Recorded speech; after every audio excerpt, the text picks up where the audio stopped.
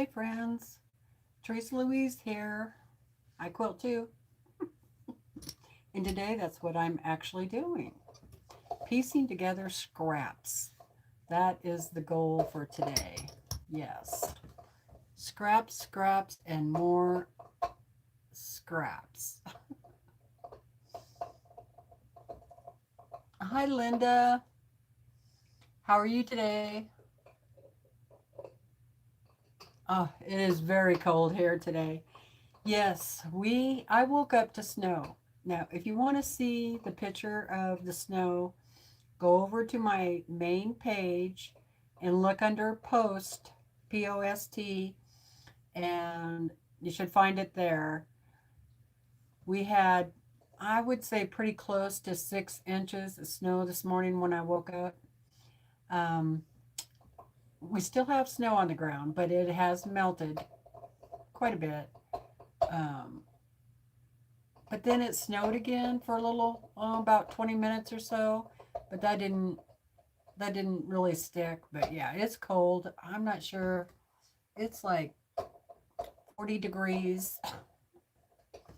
So I have my sweatshirt on. You can always know when I'm cold when I wear this, and I wear it a lot because, it's my favorite shirt. So, and I put long johns back on today. Yes, I did. Long johns. That's how cold I am. I know I'm early, but like really early on the live today. But there's nothing else to do, and I'm up here in the sewing room, and I thought, what the heck? I might as well go live, right? Might as well. So let's see who we have. Whoop. Hey, Laura. Hey, how you doing? Hello, Loretta. Hello, Brenda. Been a busy weekend. Hi, Happy. How are you? Good to see ya. Yeah. So I I've been pretty busy on here since Thursday, but over with Katie, the Greenland Quilter, been on her channel quite a bit, and that's where I started this project, was over there. And as you can see, and I'll lift the camera up a little bit, I've got quite a bit done on my scrappy project. So, yeah. Hello, Scrappy Crafter. How's it going? Hi, Polly. Welcome, welcome. Oh, you were watching Jamie's channel from a year ago? She's got some great videos. Sometimes I just kick back and watch her videos, and she does some really lovely, lovely quilts with free patterns and all that. So that's the compound quilter. Is that right? God, just lost my brain. I hate it when that happens.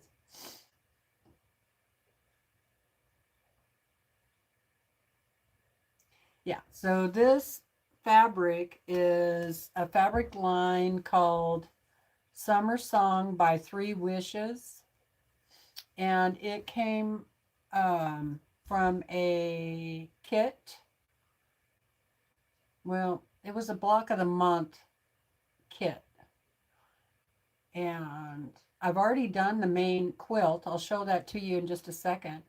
I did it a couple of years ago on the channel, actually, so some of you might remember it. And I just had a lot of scraps left over from this project. So my original goal, and I know I've taken quite a while to get there, but was to make some scrappy pillowcases or like pillow shams that'll, kind of go with the quilt. And but the more I make, the more I think I'm probably going to get another quilt out of this. So I'm just going to keep going until I run out of scraps and see what I get. So here's what I'm hoping for. 2 pillowcases and a lap quilt. So I could use the lap quilt with the original quilt as kind of a throw, you know. So if you just want to take a nap, you can cuddle up with the throw, right? Quilting compound, yes. I said compound quilting. God. Glad she's not here. I would be really embarrassed.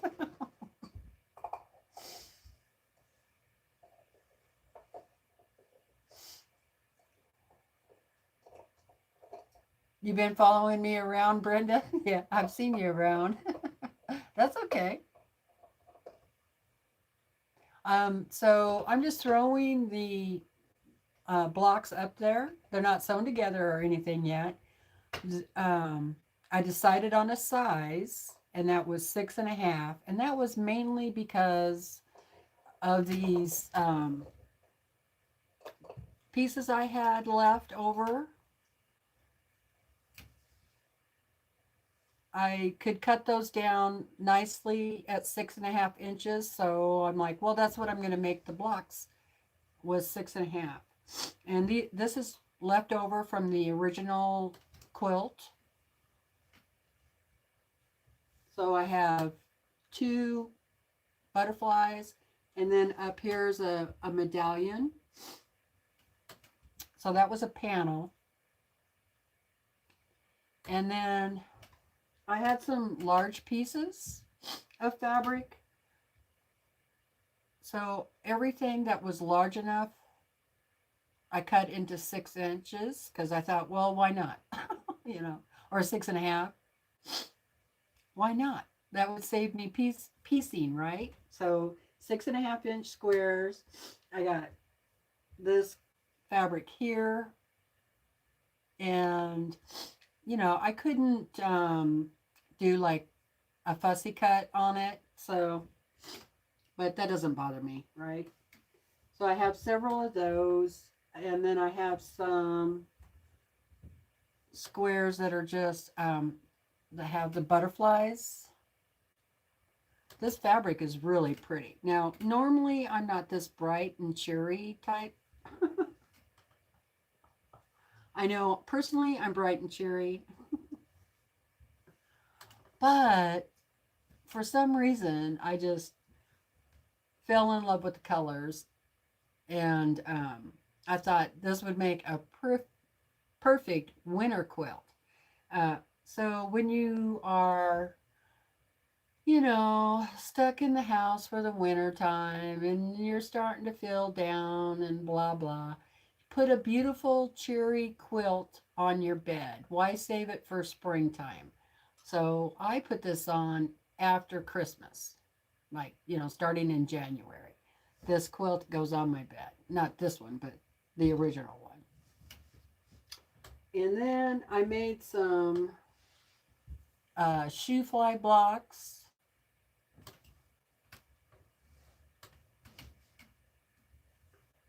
And some windmill.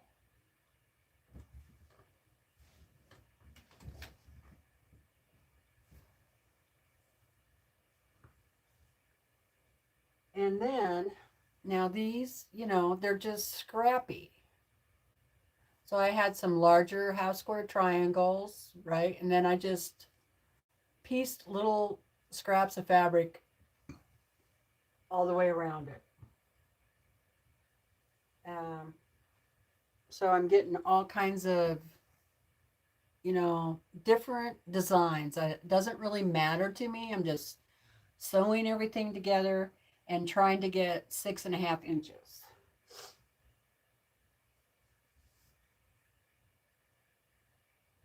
All right, so that's what I'm doing. Hey, Linda. Yeah, I love the colors too, especially love this color here and the yellow. I do like the yellow, and yellow is really one of those colors that is kind of, you know, hit or miss, right? But I do like the yellow. It's very bright and cherry. So, and then, yeah, the dark blue, that helps. And I have quite a bit of that left. Quite a bit. I still have a lot of fabric left. A lot. So, I mean, I have,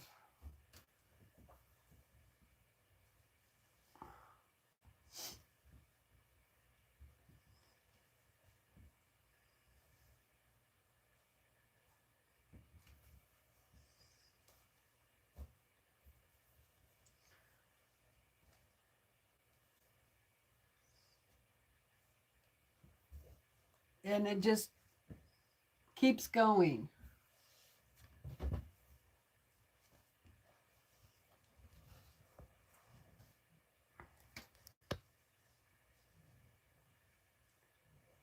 And then I still have a whole bunch down here that's cut up into little pieces. These are my big pieces, but everything here is under 6.5 inches. So some of this I'm going to save for like the binding and stuff. So we'll see. So I cannot believe how much fabric came with this block of the month kit. Yeah, a lot. So, hi, Kim.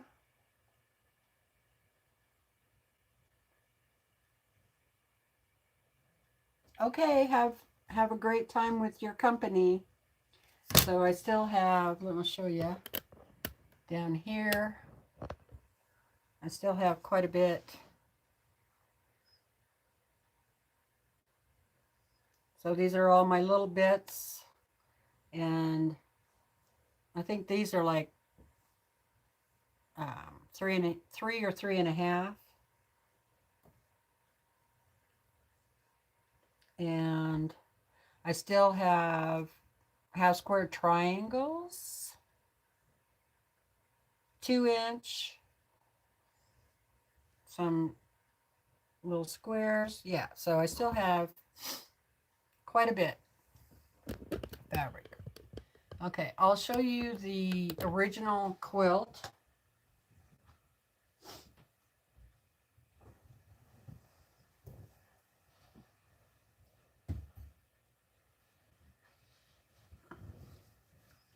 So some of you might remember this.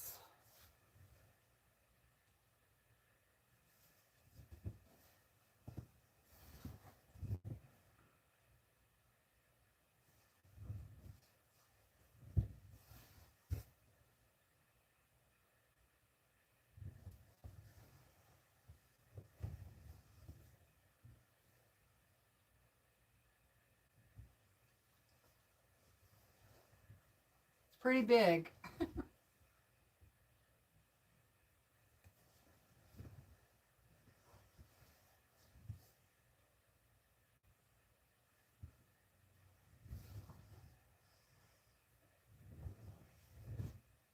And okay, here's the bottom.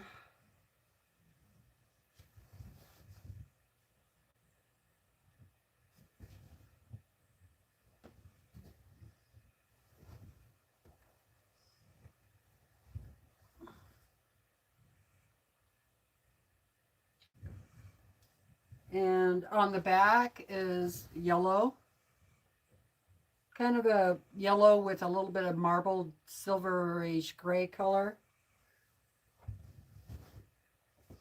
And I didn't have quite enough of that yellow, so I put this, but I put it on the end, the top, so now I always know what the top of the quilt is, which side.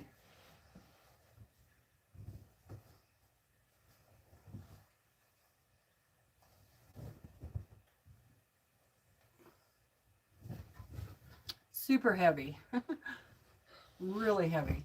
I also rounded the corners on this one, which if I would remember to do that every time, it is so much easier than making square corners.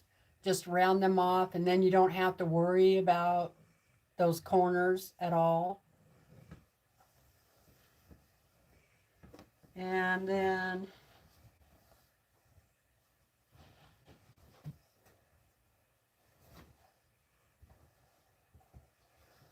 of course I put a label on it. And then I put a little heart label on it too, right there. And this is another little label that is the fabric line. It came off of the selvage.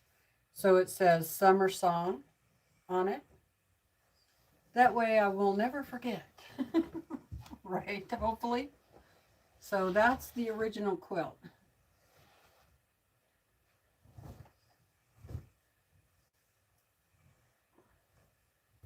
I'll just leave it there. Willa can enjoy it. It is really heavy. Wear you out trying to fold it. So.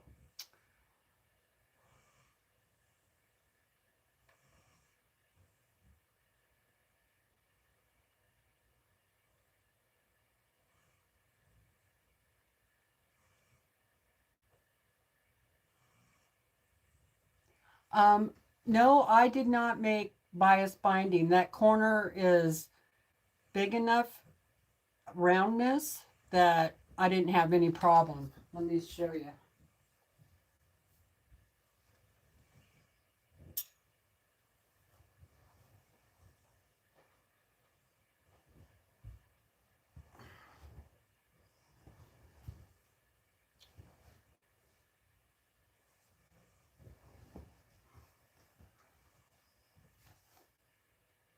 Well, I guess I had a little bit of a problem there, but not too much.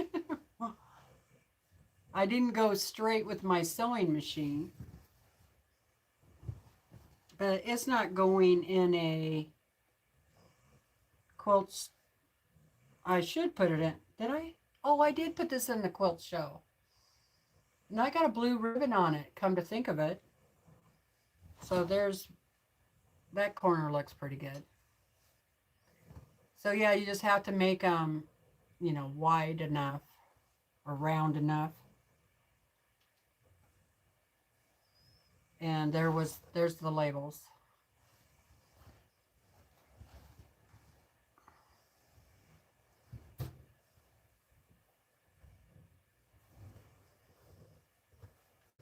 So I just took a plate,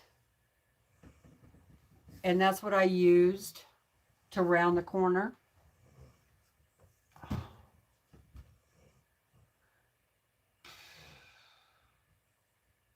Hi, Cindy. Hi, Melanie. Hi, Tammy. Well, thanks for stopping by, and thanks for the thumbs up.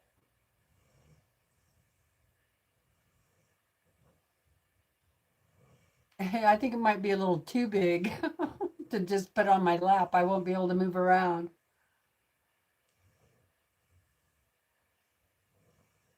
Hi, Tasha. How you doing? We're just, or I'm just sewing scraps today. Using up scraps. So as much as I dislike having so many scraps around,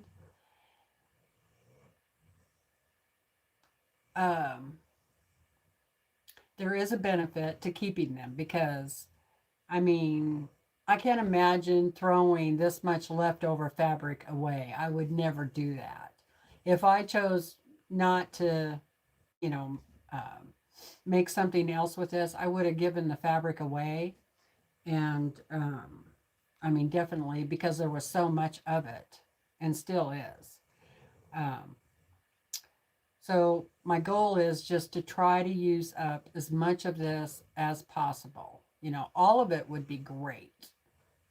So I'm thinking I probably will get 2 pillowcases and a small lap quilt out of this. So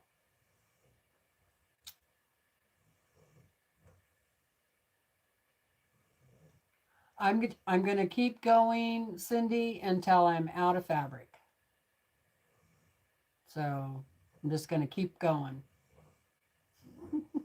I don't know how many blocks I'll get, but I know um, I have 44 6.5 inch blocks right now. 44. Hey Lynn, how are you doing?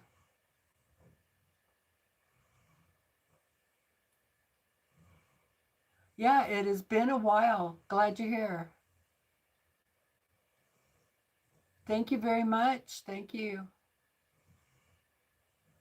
Yes, they're all, the scraps are from the quilt I just showed you. Yeah. And that quilt was a block of the month from my local quilt shop. It was called Summer Song. And, but it was like a kit block of the month.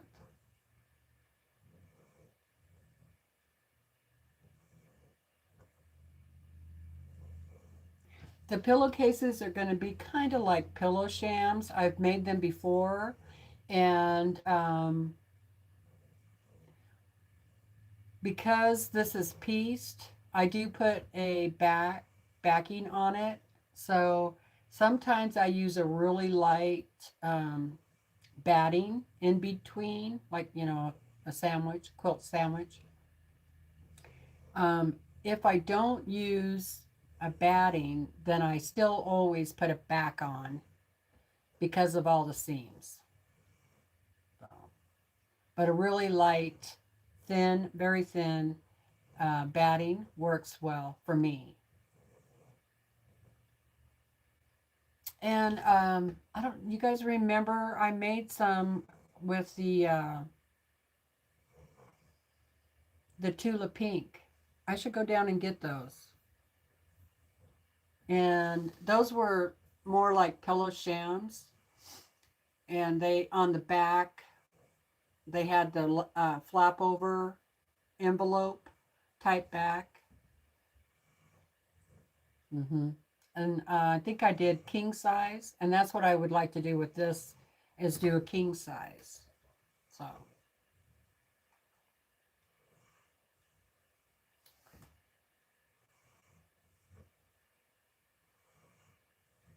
so I don't actually you know, just for decoration. I don't actually sleep on them. I wish I had some more of that yellow fabric that I have on the back of that quilt. That would make a really nice pillowcases. Looking over there, I might have some yellow that would work. That would be really pretty.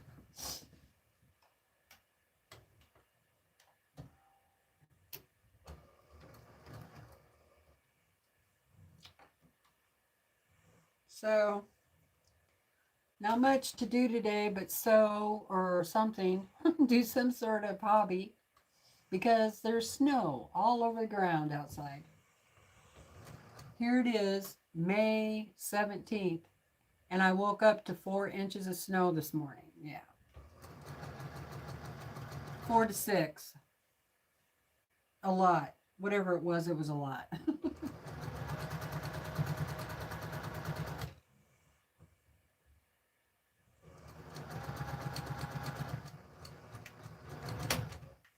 And I put a picture of it over on the main page of the channel. So if you want to see it, you can go look under posts.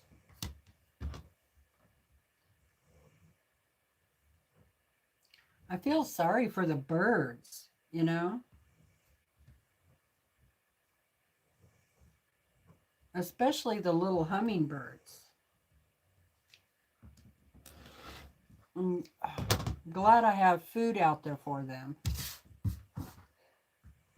Poor little guys. Well, so, yes, it does. Usually not quite this much, but yeah. I've I've actually seen it snow in June. Um, which makes it really difficult to put up flowers and do a garden and stuff. You really have to have a greenhouse here. Otherwise, you're just wasting your time.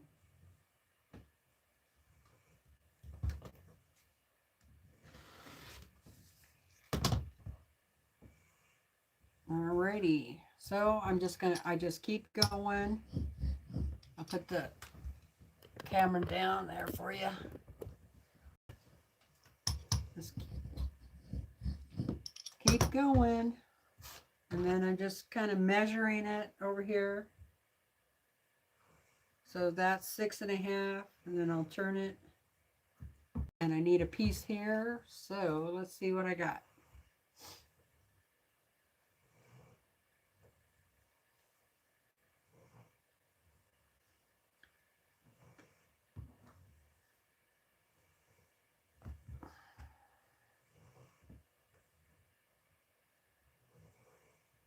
You know who is down here snoring snoring away. She's a heavy napper.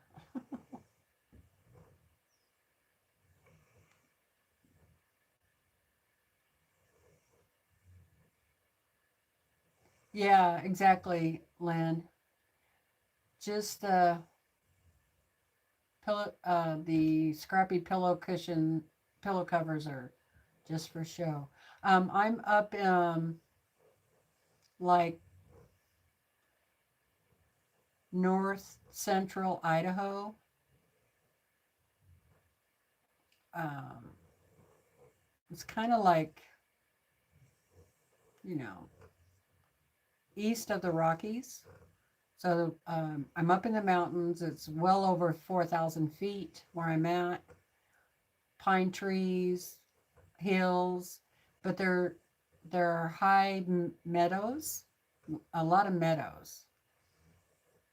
In fact, a lot of the meadows here have that flower. It's called camas, and it's a light purple color. It's really pretty.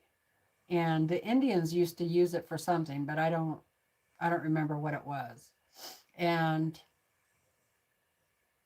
I'll have to look that up. But they kind of look like wild irises. Hey, and Andrea. Hi, Kathy. It is very nice here. Hi, Linda.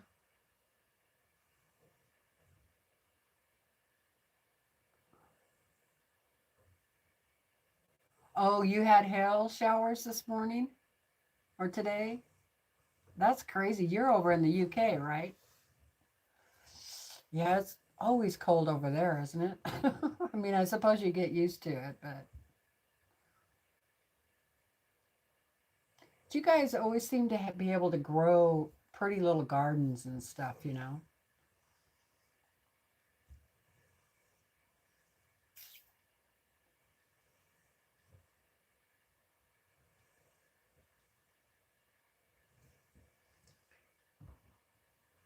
When she wakes up, I'll let her know that you said hi.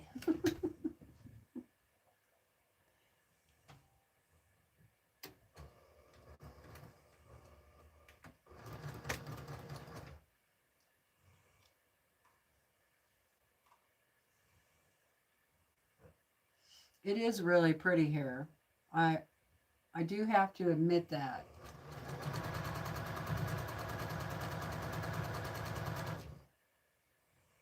And I do, I would like to be closer to a larger town, and there are places we could move and still be in this kind of area, but be a little closer to the big town, which is like 3,500 people.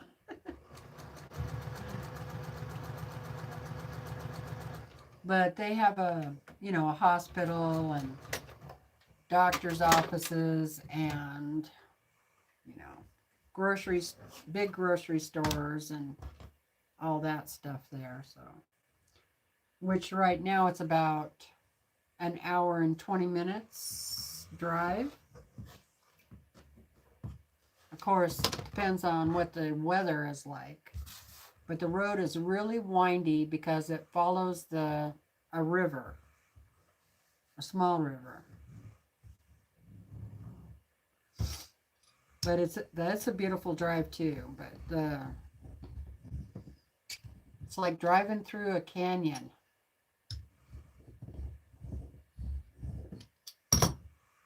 And you have to go fairly slow. I think most of the speed limit on that is like 35.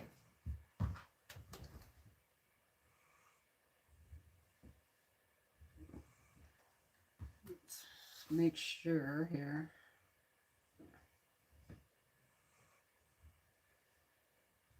So the ones down here on the bottom, I still need to press those and then square them up. And then I have a bunch of these made up already, like this and this and this and this. So I'm just taking them and like, now I need it to be 6.5. So I look and see if I have another piece, and that will work. And then, but it needs a bottom. That's not big enough. Let's see. What about this one? Nope.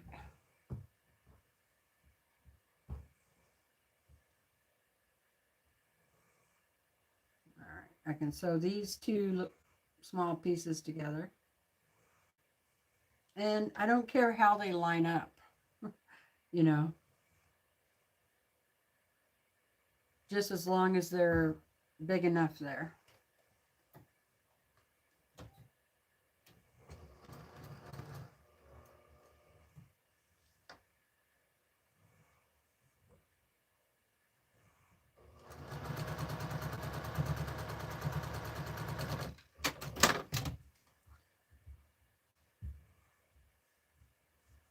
Because part of that is going to have to come off because it's too long. All right.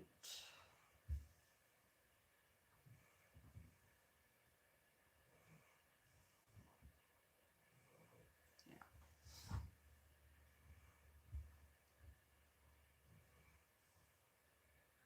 There's a lot of seams, so, and some of them are pretty close, so you could iron them open, especially when they get really close to each other.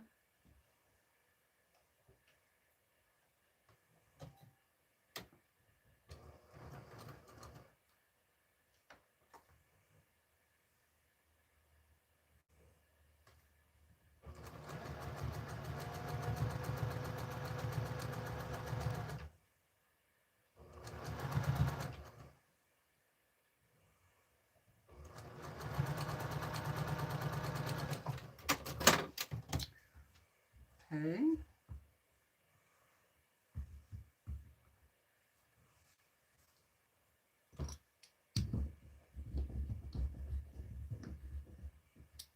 This one has a lot of little pieces in it.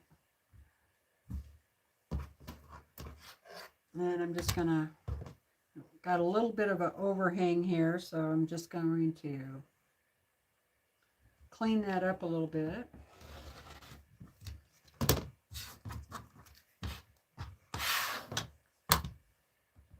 Okay, and then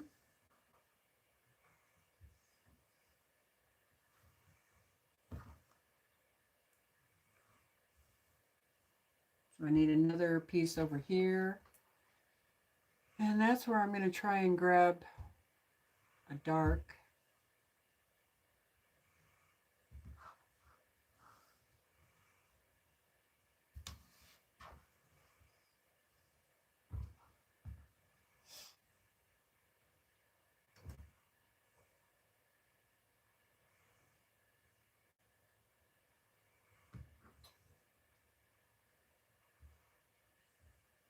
Yeah, I think that piece will work.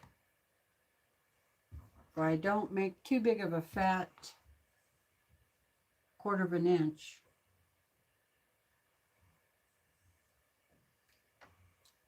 Make a small 1/4 inch.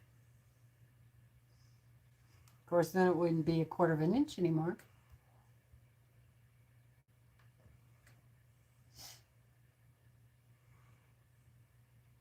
Kathy says it was 80 yesterday.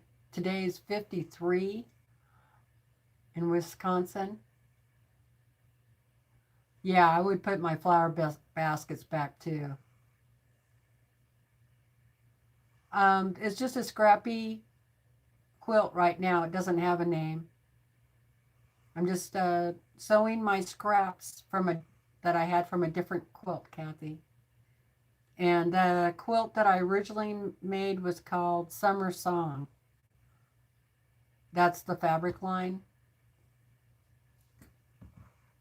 And I want to say 3 or 4 years ago.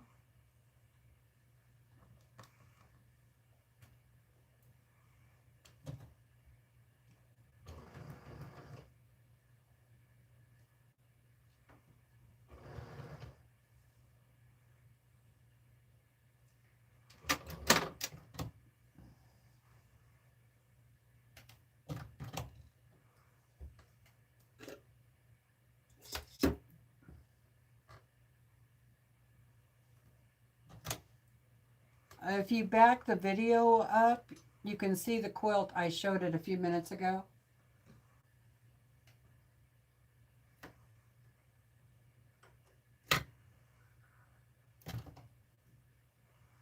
So just taking all the scraps from it, and I had a lot of just regular fabric scraps. I had a lot of half square triangles. So I've made a bunch of different kind of blocks. I have a shoe fly block in here. And then the pinwheel. I have some pinwheel blocks. And I'll probably have more of those because I have quite a few half square triangles yet.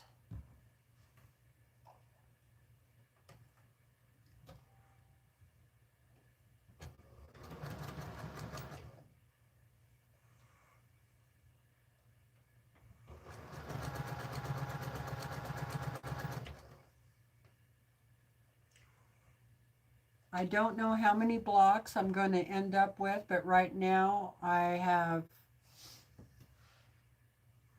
45.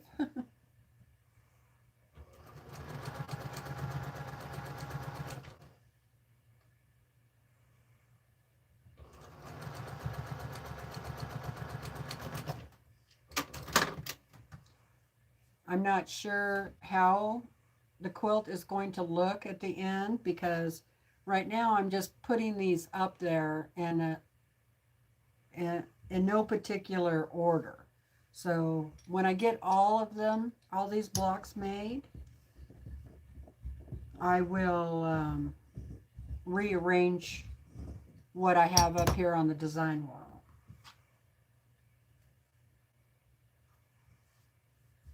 Okay. So it's a little bigger, but I want to iron it first and then I will square it up. But for now, I'm just going to set it right there. But this is what it looks like. Okay, I got a whole bunch of little pieces right here. Little pieces. So I'm just, sewing pieces together. There's another one. And then building this up to 6.5.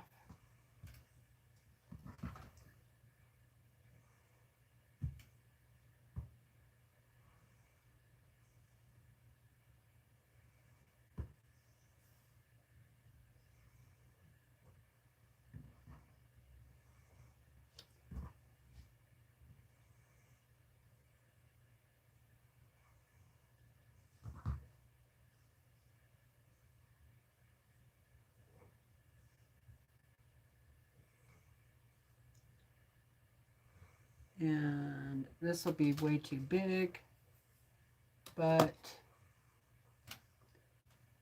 let's see if I have anything else I could do here.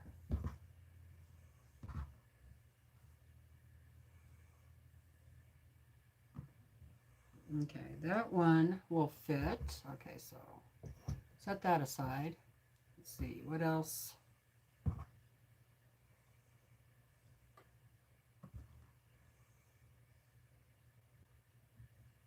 Oh, I think that'll be really close. Not quite big enough. Let's see.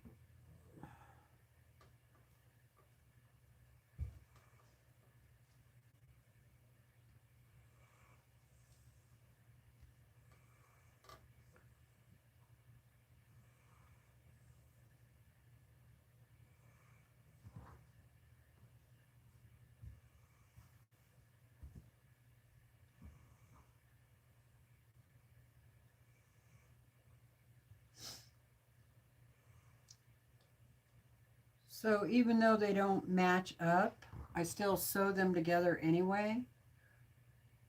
You know, I mean, this one is a lot longer than this one, but I'll trim it up after I sew it together.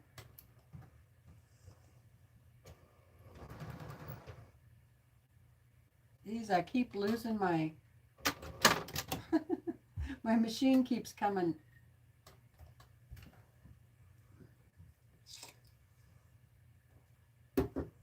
This thread keeps pulling. I might, if it keeps doing that, I might change my spool. I hate it when that happens. It's annoying. That's why I don't use it, the spool of thread I have, why I didn't use it on the long arm, because it kept messing up my stitches.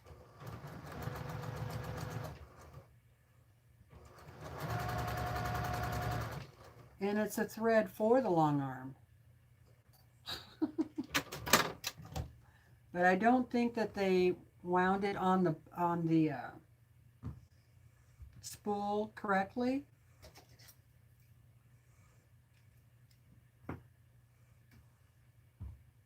All right, so I just cut that off, that extra there.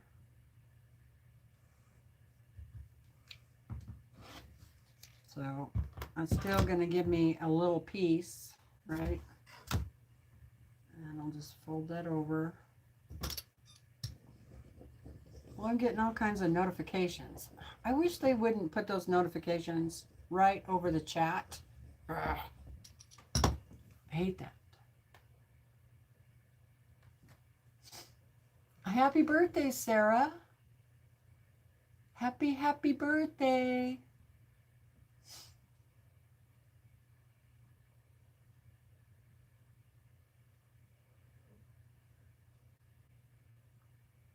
Thank you, Kathy. Hi, Jamie. How are you today? Hi, Shirley.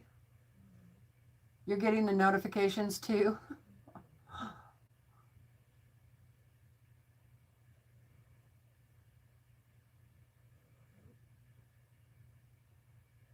Let's see. I think you're a Taurus.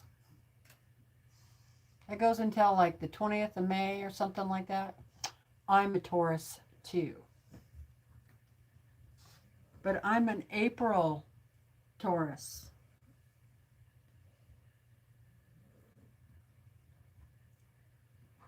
Okay, so add this to this little piece here.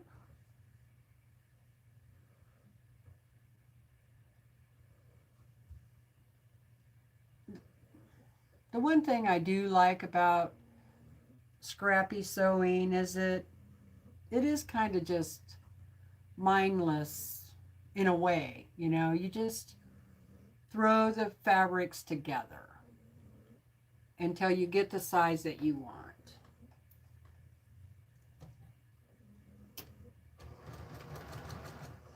So when you just, you know, don't feel like doing anything else, but you want to sew, this is a good thing to do.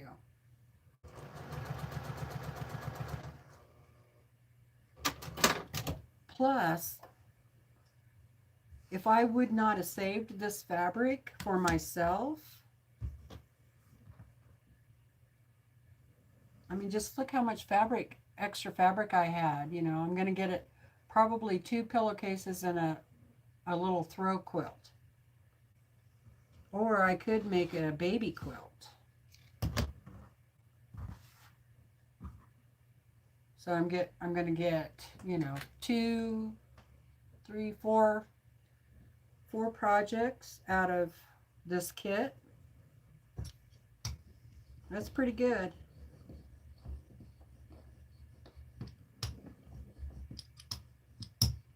I know scraps can be kind of a pain in the butt, but you know, I'm thinking, what if I did something with scraps at least once a week?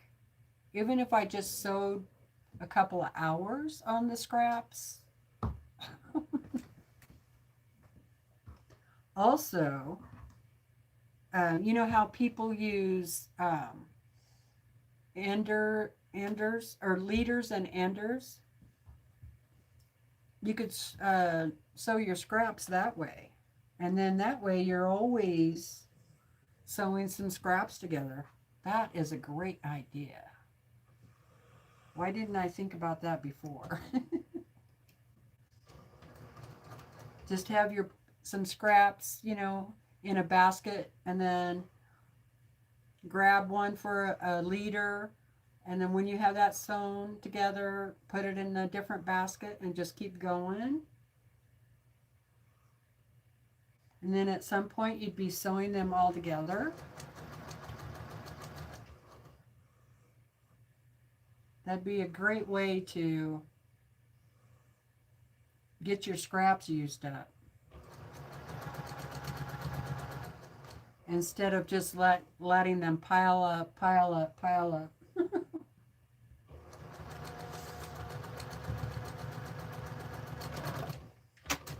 Right?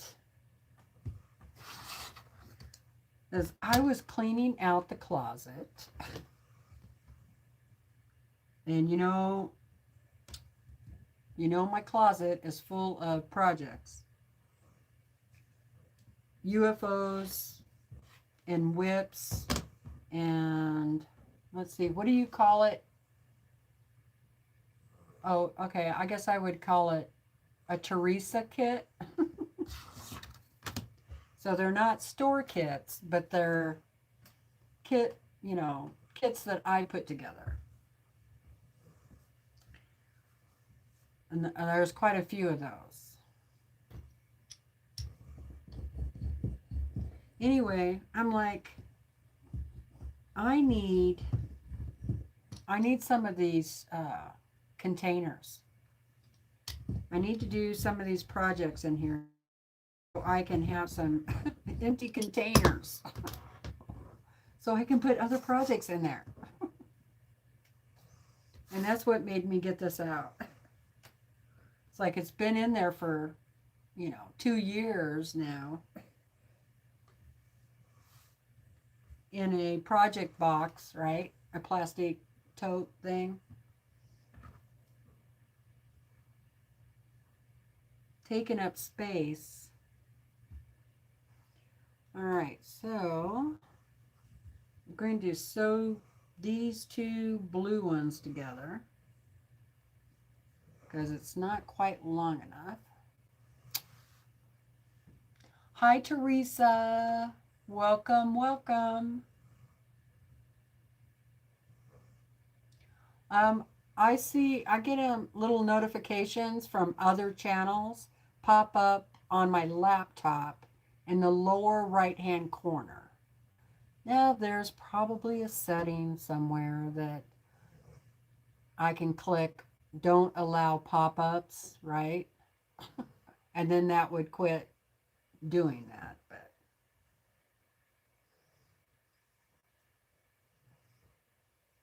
or turn off all YouTube notifications.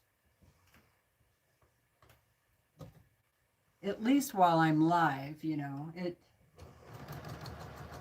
just kind of annoys me, you know, because it just stays there until you close it.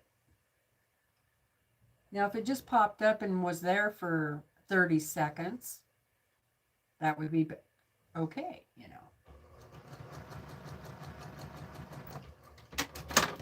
But no, it just stays there and then it blocks what you guys are saying.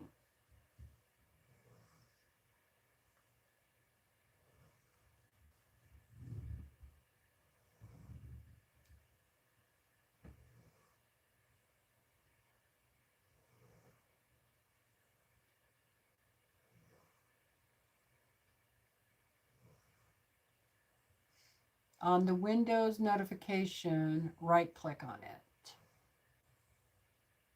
Oh, okay. Next time I get one, I'll right click on it and see what happens.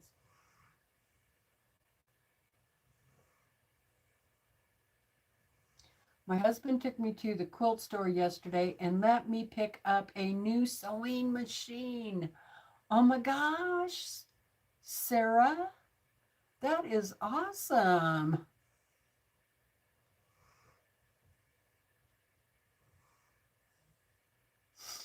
On the message icon, when the pop-up is closed, that will take you to the settings. Okay? Yeah, how awesome is that?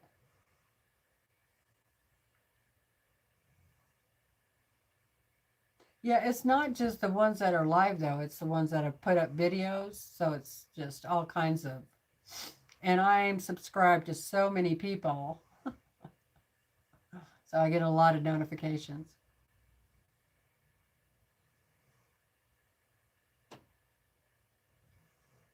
Oh, wow, nice. He took me to K&J Quilting. They have a wall of featherweights, and I purchased a new one. Nice. A 1937. It's beautiful. Yes, congratulations. Oh, well, then he had to pay you back, right? She took him to the train show for 3 hours. Turning green.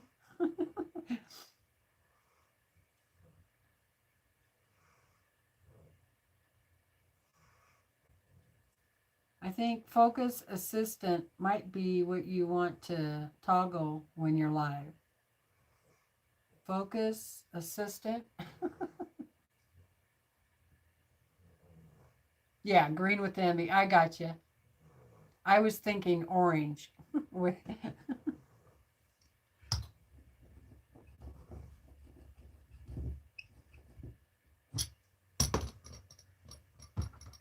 Yeah, that is cool. It's always fun to get a new machine, right? Or new fabric or new hairdo.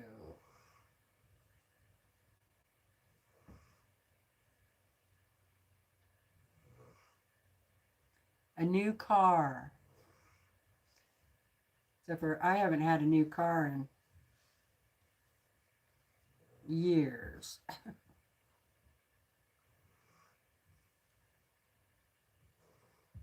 I think I would like to get a Subaru. I was thinking I might like to trade my pickup truck in for a Subaru.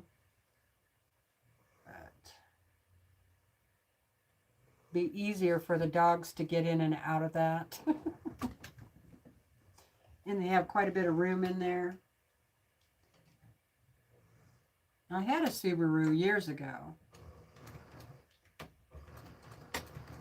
And I kind of wish I would have never sold that, but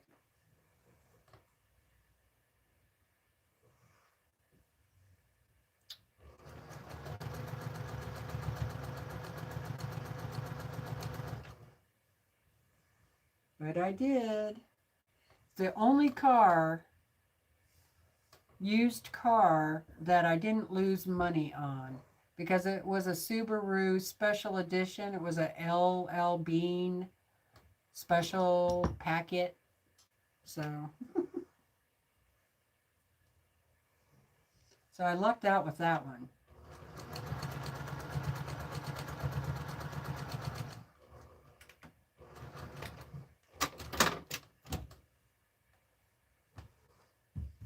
Sometimes you just got to find the right person. I mean, how often? I mean, because that wasn't even like an antique or anything like that, you know.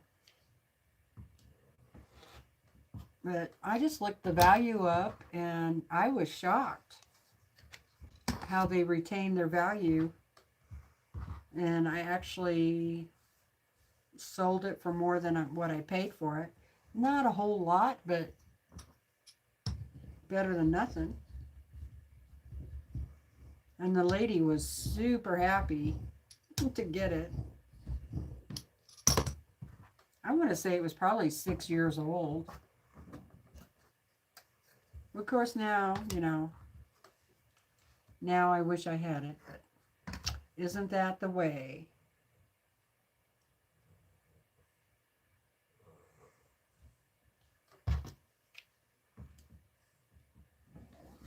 I do like my avalanche pickup a lot. It's just really hard for the dogs to get in and out of it now that they're older.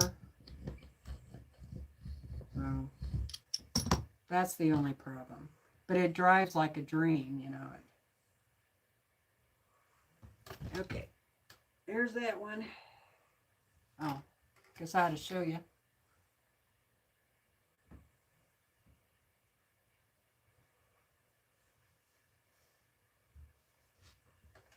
I am trying to put that dark blue in each of my blocks. And then I'll, you know, make some sort of design out of it, I guess. Oh, you have a Forester hybrid? Oh, nice.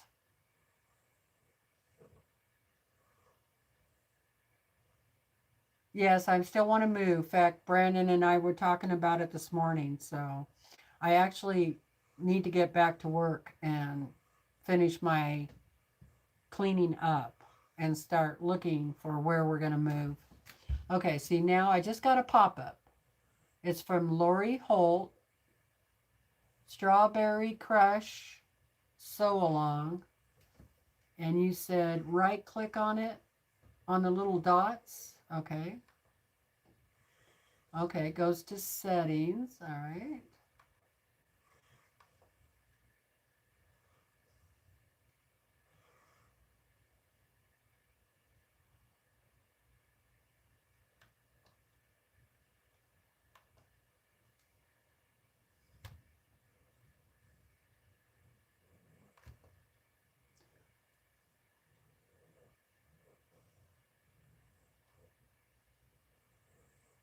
Oh, look, I can turn off all notifications for YouTube.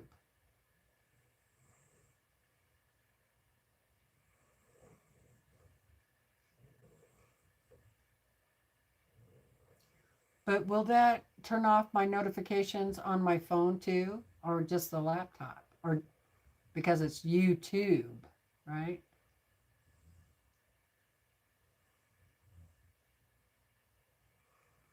Hmm.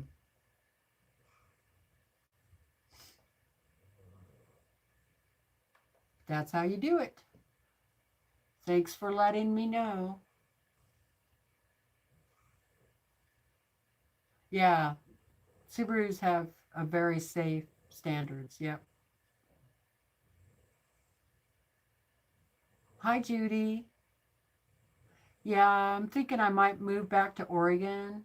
My brother and sister still live over there, and that way I would be closer.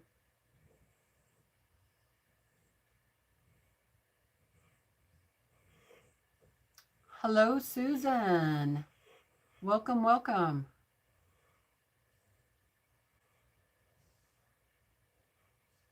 Ooh, you better sit down and put some ice on it, sweetie.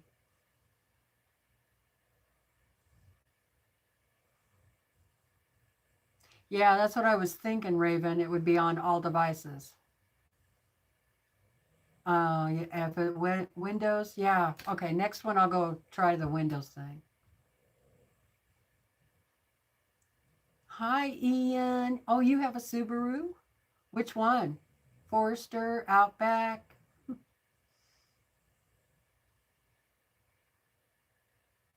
Oh, thanks, Kathy. I'm in Idaho, north central Idaho, up in the mountains. Like, picture the Rocky Mountains. Cross track. Oh, nice. Laura has a Subaru Outback. Yeah, that's what I used to have. In fact, I've had two of them, but that was quite a few years ago. One I had in the 90s, I think it was. And then the LL Bean one, I think that was a 2004 or 6. I can't remember for sure.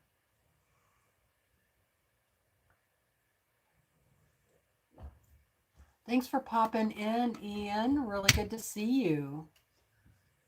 Your Hunter star blocks are beautiful. Did you guys see Ian's live stream today?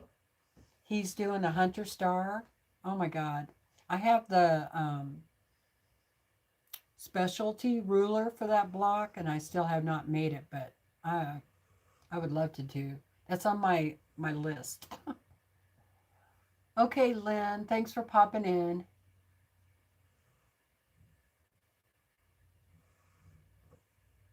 You take care.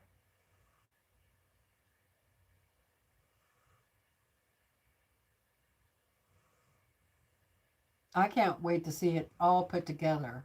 You're doing just a fabulous job, Ian.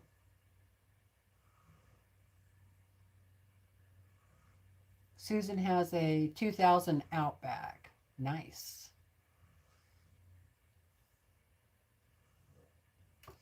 Okay, so another piece here. Here we go. Yep, I am just sewing scrappy today. Taking these leftover fabrics from a different project. And I showed the quilt at the beginning of the video, so if you want to run back for a minute and take a look, you can see what this quilt originally looked like. It's very pretty, bright, springy quilt. Not quite big enough there. Let's see.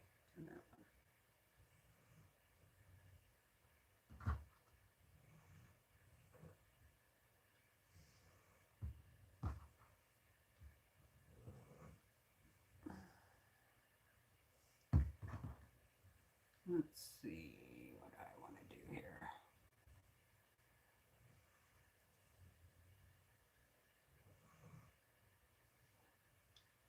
And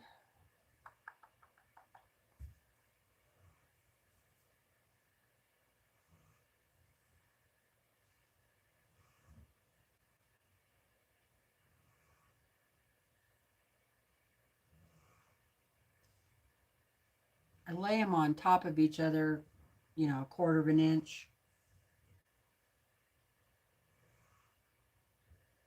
Almost.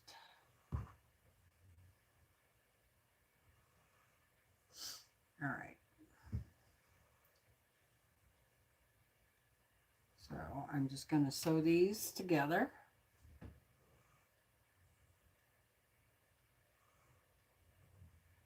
Oh, I thought you said good night. Oh, no, the other Lynn, Lynn Bliss.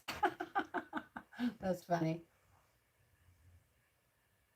Hello, Lynn's crafting room. Because it's past your nap time, girl.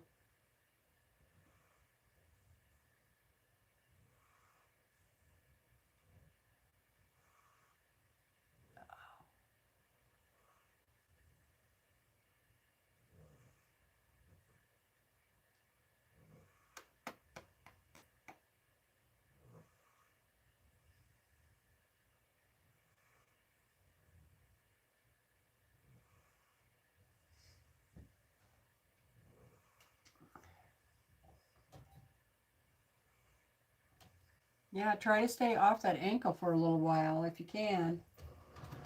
But you probably know that. Get it up in the air. You probably know that too.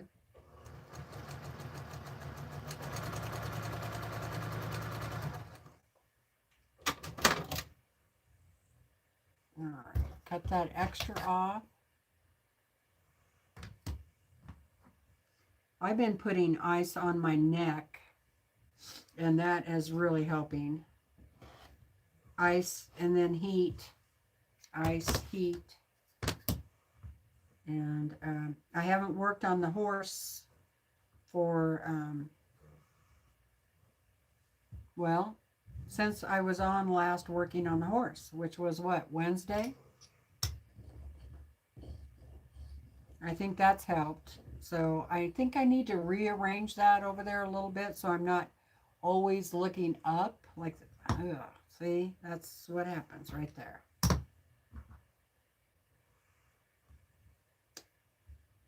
Yeah.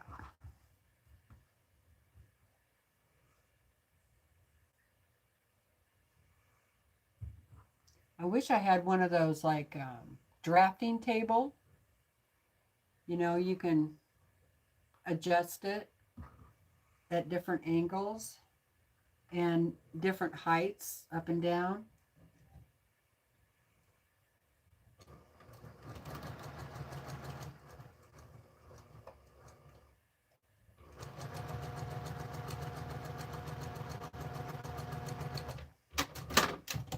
That would work really good for this collage quilting. And that's what that Emily Taylor has that she uses for her collage quilting. And she said it works really good for that. So I should go to Marketplace and see if I can find me one.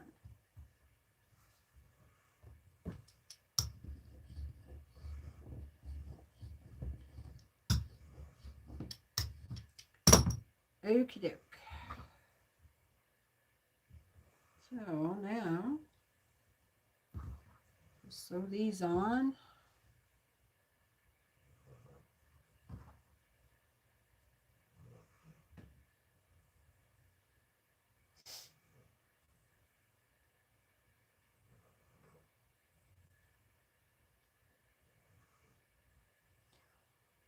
Lynn needs to head to the craft room and play catch up on Becca's sew along from last month. Oh boy. Yeah, it is really cute. I agree. It's very cheery. Right? Cheery fabric.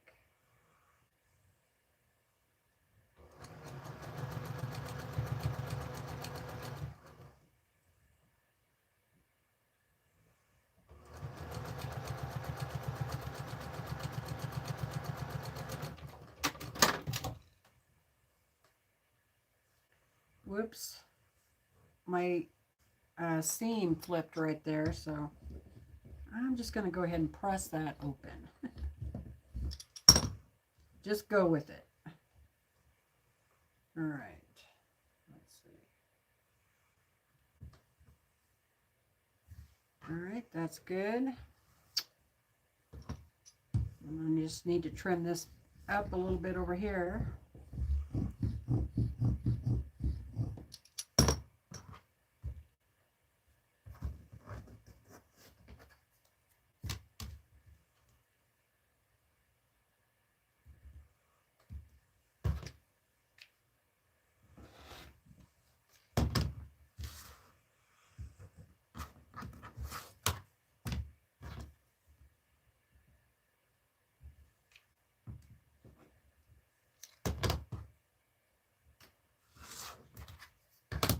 Then I will just turn this now. So my goal is 6.5.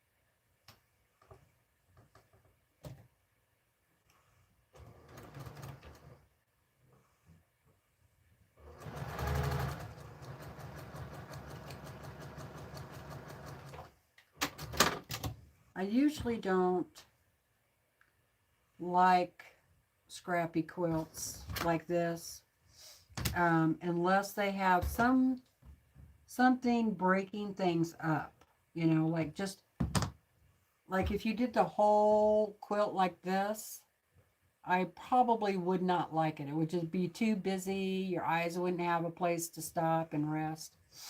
And so that's why I really don't do too many of them.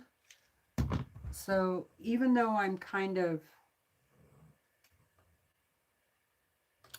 too small, you know, I'm going just doing kind of whatever, so it seems, but I'm also trying to put some either a big blue piece in it or a big white. So, and also I am making other blocks in this. You know, I did the shoe-fi block. I did a pinwheel block. So that's going to help kind of break things up a little bit and give your eye a chance to rest somewhere. It's just not, you know, all crazy little squares.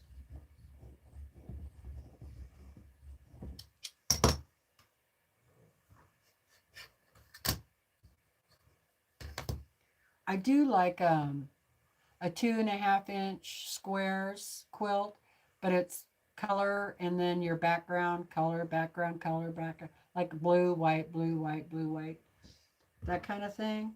I kind of like those. Let's see, what side do I want this on? Over here. So I'm going to be really curious to see what this looks like once I decide I've made enough blocks and how I'm going to arrange it.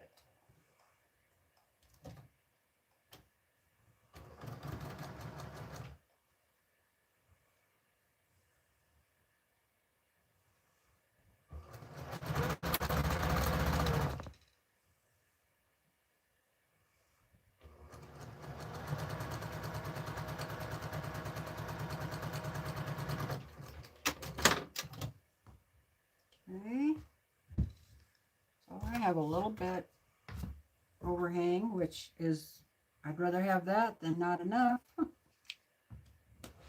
Just a little teeny piece there.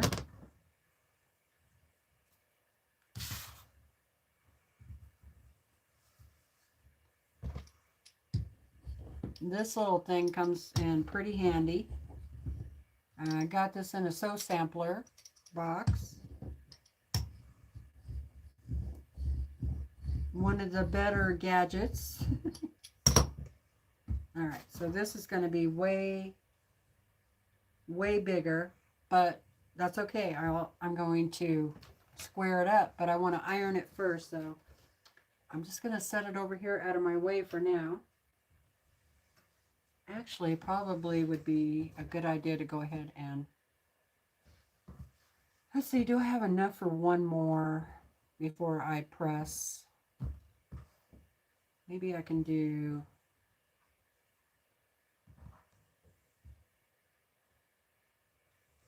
one of these.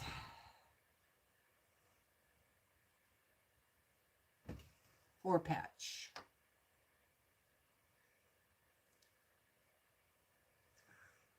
I'm running down, you guys.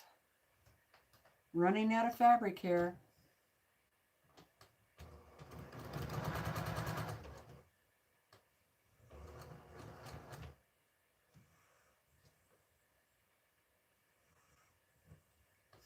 Not.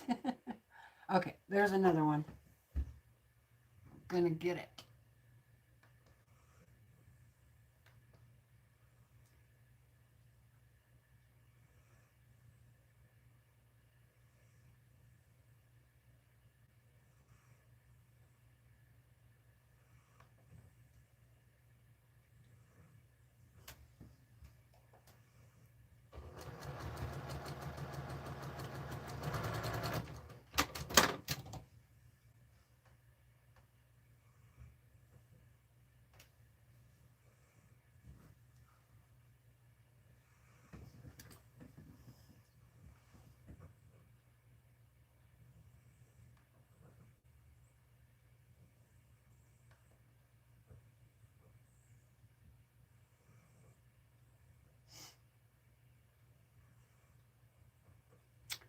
Oh, maybe. It's hard to say, Rando.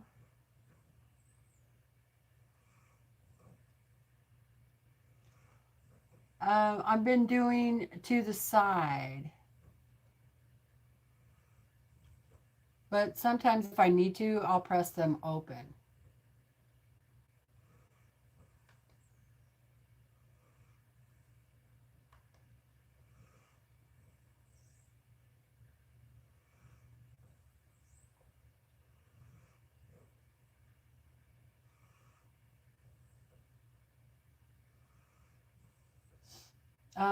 Kathy, my neck and back are feeling better than they did.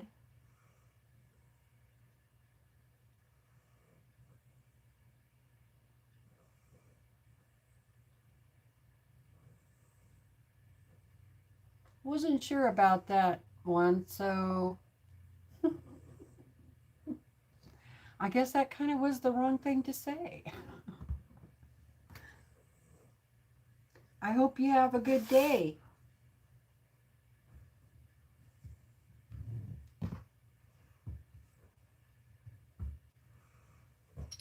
Just in case.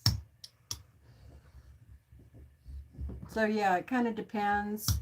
Like on my pinwheel blocks, I press those, some of those open.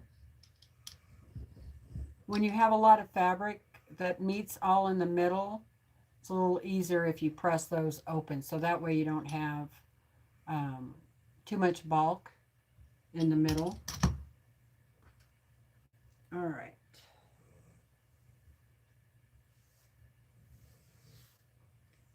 Ooh, this one is almost 6.5. If I would have made that seam a little bit smaller,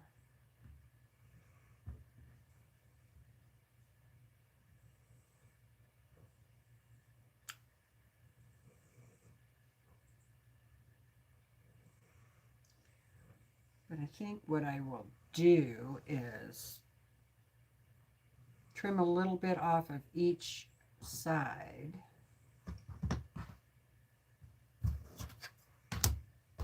And then I'll be able to put a long strip.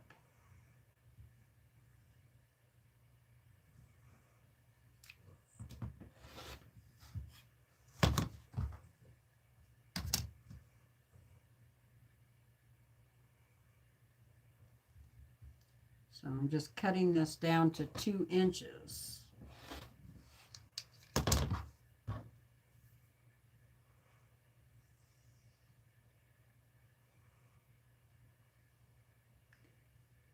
Yeah, and I like to nest my seams, Kathy. So, but when your pieces get really tiny like this, sometimes it's just better to press them open. All right, let's see. I'll put a piece over here. I wonder, what do I got here? I wonder if I could do a little,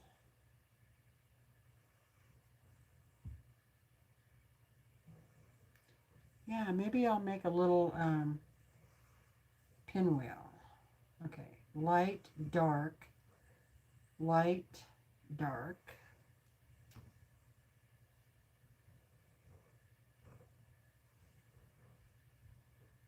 Light, dark,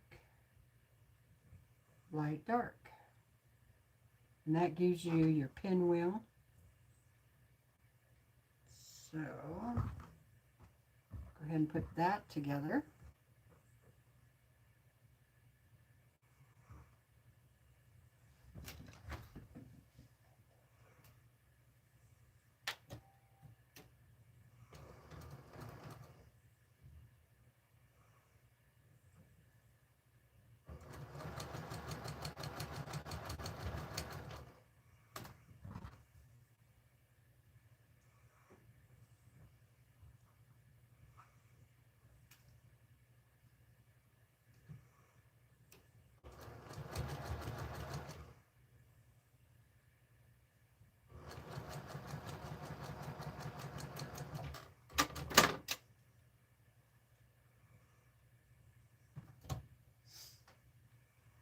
right, so there we go. Now here's a pinwheel. So you could just go ahead and press that open if you want to, or you can do the pinwheel spin thing in the back. That works pretty good too. Okay, but you gotta turn one way and then the other one the other way here.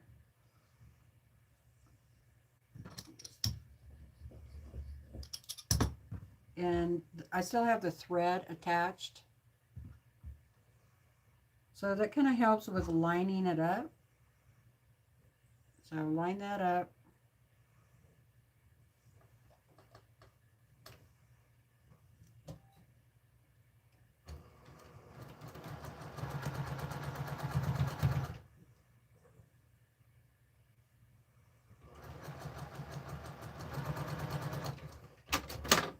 All right, so now you're not going to be able to see this, but I'll tell you what I'm going to do.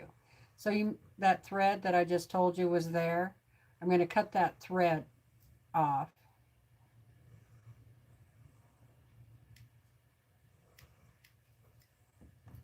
Okay. And then I open it up like this. And then you take, okay, this is my right side. And I'm going to push that seam up. And you work that middle. So part of it goes up and part of it goes down. And it gives you a tiny little pinwheel right in the center. So this side, the seam points down. Okay.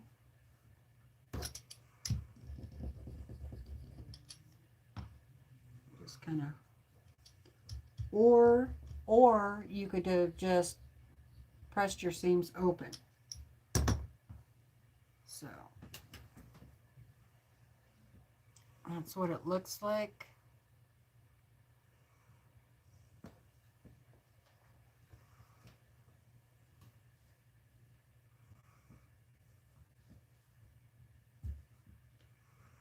All right. Woohoo! Same size, yay. All right.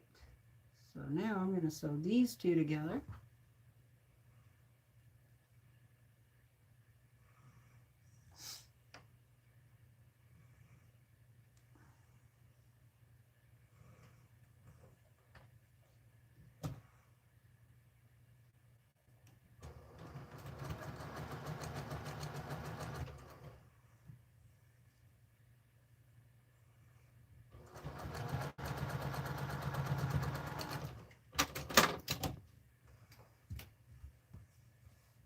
Okay.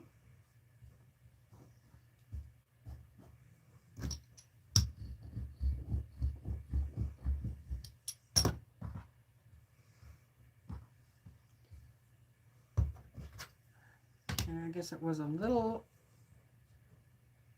off, but that's all right. Just trim that up a little bit. All right. So that went in there pretty good. Hey Jim, how's it going? It's a scrappy kind of day.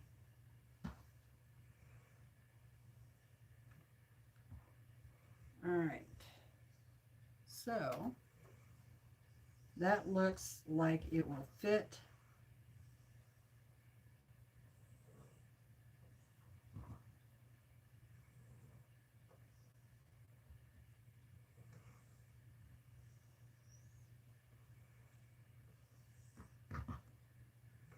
Yeah, that's better.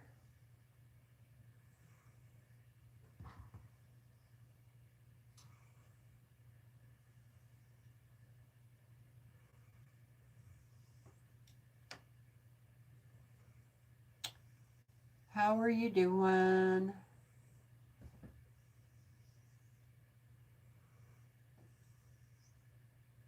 Hello, wandering sewist, and welcome. So glad to see you here.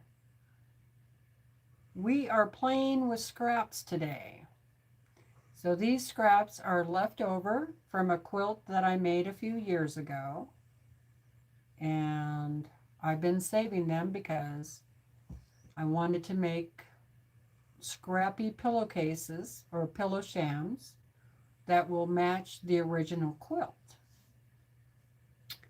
And I have so much leftovers from the original quilt, and the original quilt was pretty big, but this is what I have so far, and those are all the scraps that I've sewn together since Thursday. I don't have it arranged yet. I'm just making 6.5-inch blocks and then throwing them out there. So that's what I'm doing today. Hello, Joan. Yep, still got a little bit of snow, but most of it is melted actually. Yes, I've been very busy, Jim. I've been hanging out with Katie. Katie from Greenland Quilter has kept me busy on the scrap projects. She had the whip out.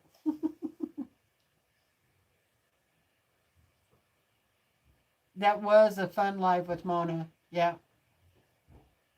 And then we went on all over to Williams.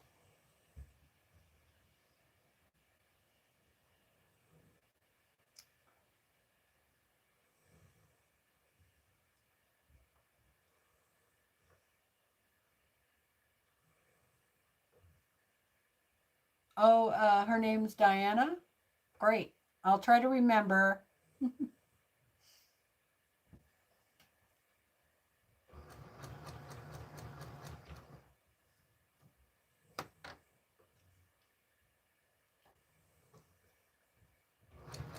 glad you came in to check us out. I think we're a friendly bunch. We like to be nice to each other.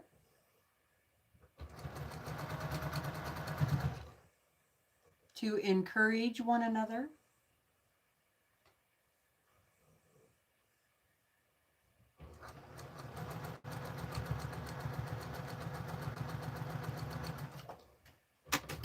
Any mean comments will be removed as quickly as possible.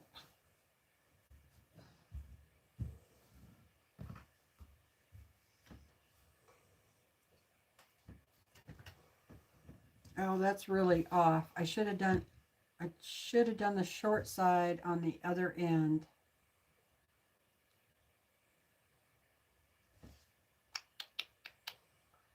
What do I want to do? If I trim that off, then that pinwheel is going to be really, but that it doesn't matter.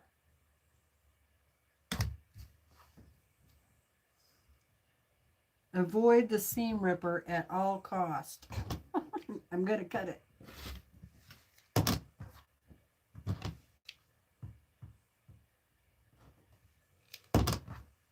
Okay. Let's see how I'm doing here.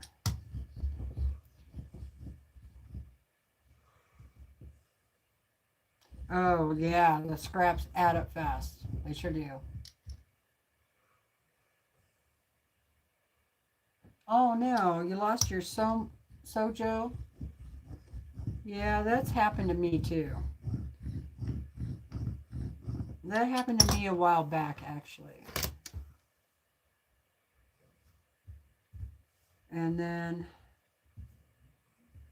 I was just like, well,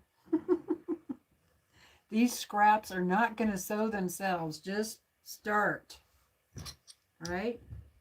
They don't have to look like any particular block or anything. Just start sewing the scraps together and get what you get, you know? No plan. And yeah, I think that kind of helps sometimes, you know?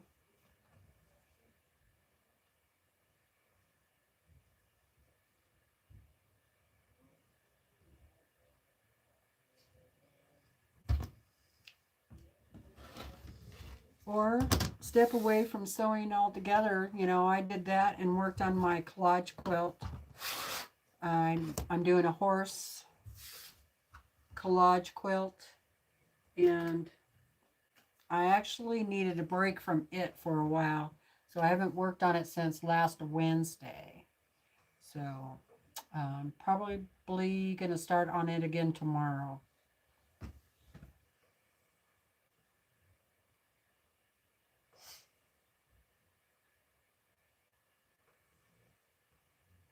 Oh, thank you.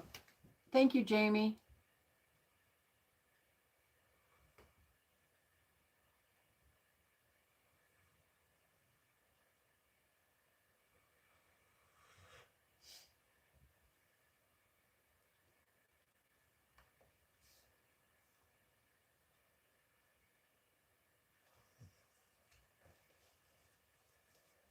There's always somebody who will take your scraps if you're able to send them out, or give them to Goodwill or something like that.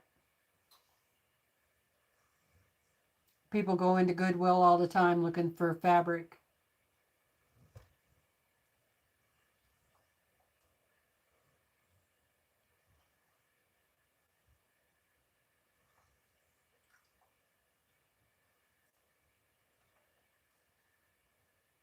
Oh, wandering around the world. How nice. Okay. I'll subscribe and check out your channel. Thank you, Jamie, so much for putting that in. Hi, SK. How's it going?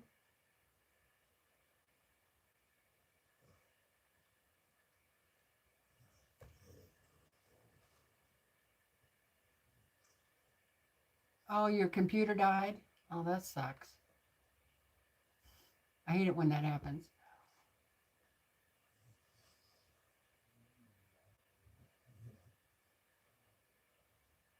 Oh, you're not in the USA? Okay, that's all right.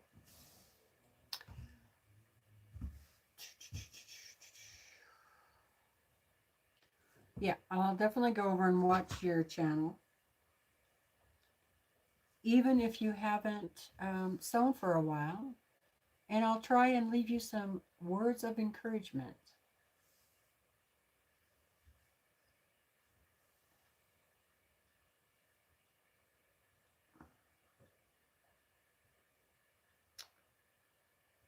Okay, so what I'm going to have to do is, if I put a piece on here,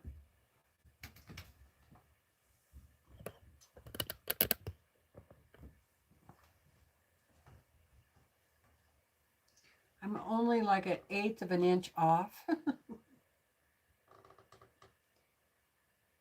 So I'm actually going to cut that out, cut this off, about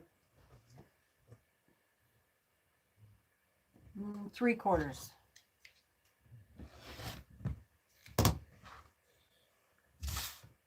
And then put a solid on there. And that should be big enough. Let's see.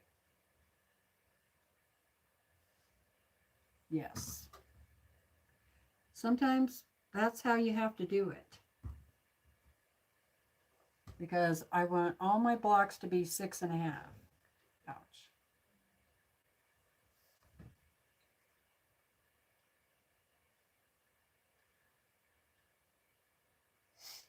Kathy stays motivated by sewing a quilt and then making a small project.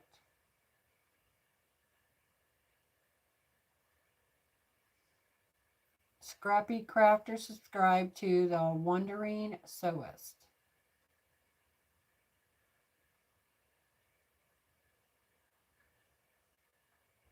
The top block, no. Jim, some of this is from a panel. So this is a part of the panel.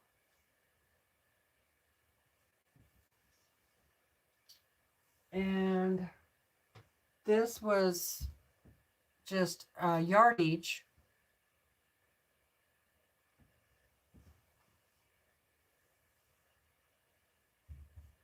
And then here's a butterfly. This was part of the panel.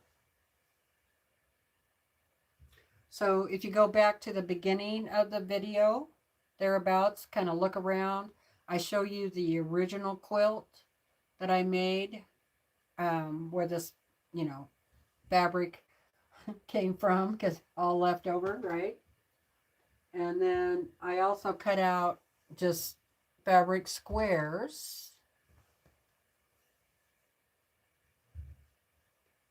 Then I also have some pinwheels.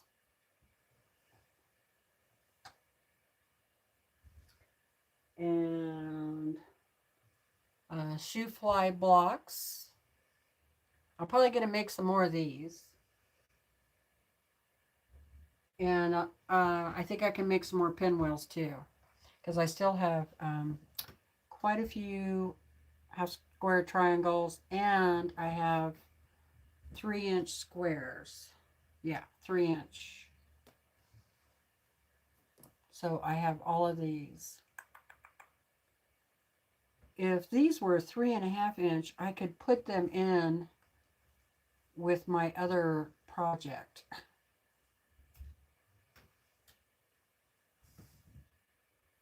Hi, Susan. How are you doing?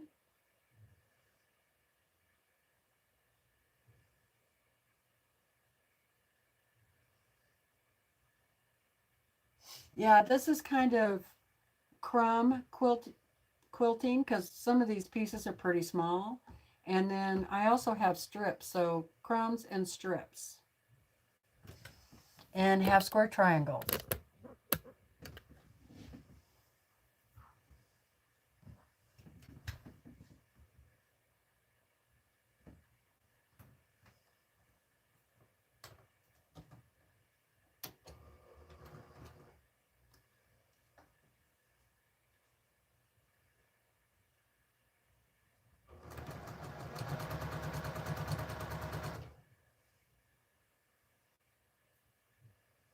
Boy, it's 1:30 already.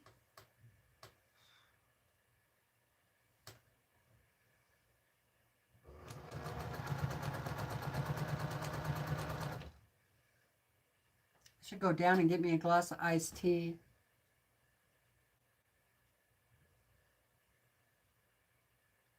Yeah, the panel. Yeah, it was a panel. It kind of looks like applique, but it wasn't. It was like a cheater panel, what they call a cheater panel.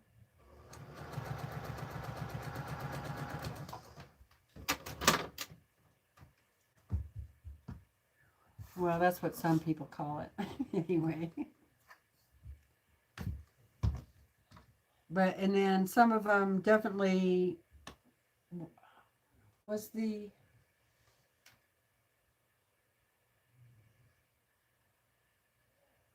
trying to remember, a lot of them were sewn blocks too. But like the big butterfly and then the big medallion thing in the middle of that quilt.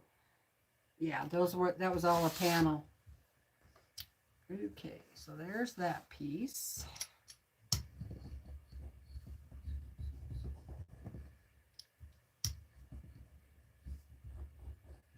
And I think I am. Okay, Scrappy. Thanks for coming. It was good to see you. Hugs to all. XX. Oh, oh.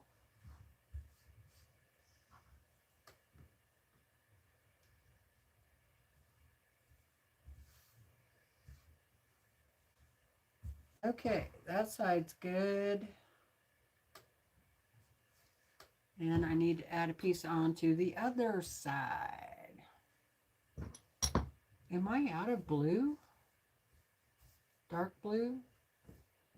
Yeah, let's see how this light blue would be. Ooh, I think that'll fit all right.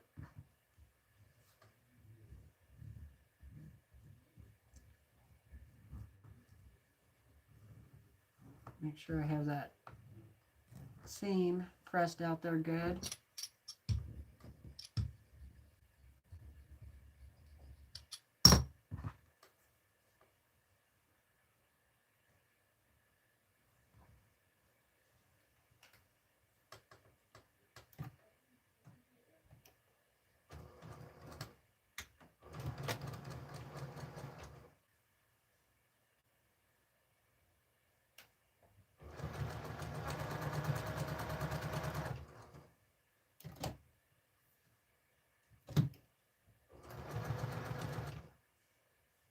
It's really irritating when your seams flip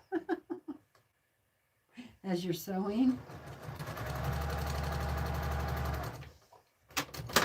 You know what I mean, jelly beans?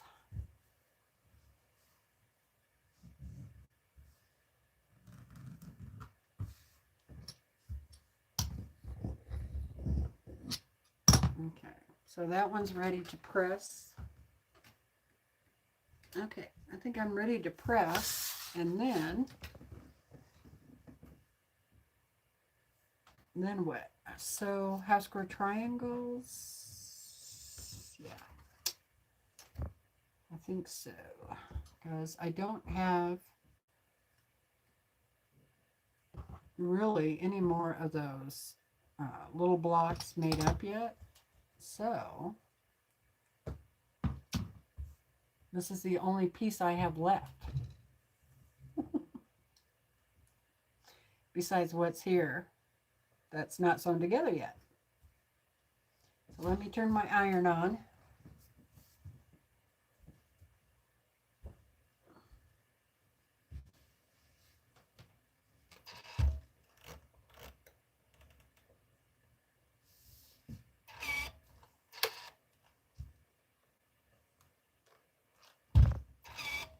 Get that going.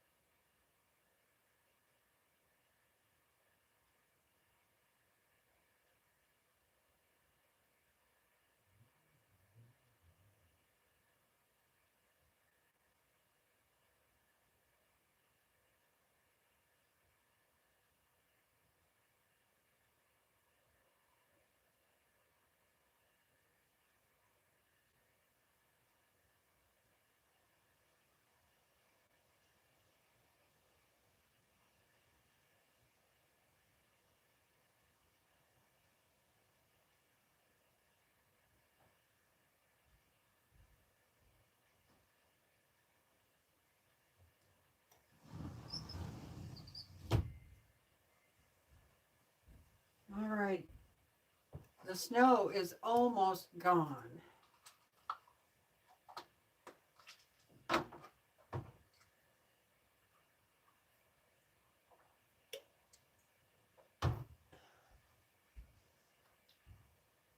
There's no snow on the roads. Unbelievable. Almost 6 inches of snow this morning, and now there's no snow on the roads. It's almost gone from the grass. But every time I go out on the deck, I can hear a lamb going bah, like that. And it sounds quite a ways away. And I don't know anybody who has sheep here.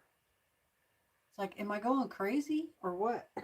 I'm gonna have to put it on Facebook and ask, does somebody have a lamb somewhere? It's really not a good area for sheep. our baby lambs or anything like that. It's too cold, in my opinion.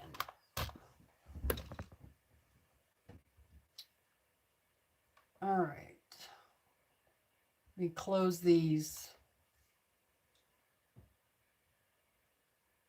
All right. Good night, Wandering Sewist. Thanks for popping in. It was good to meet you.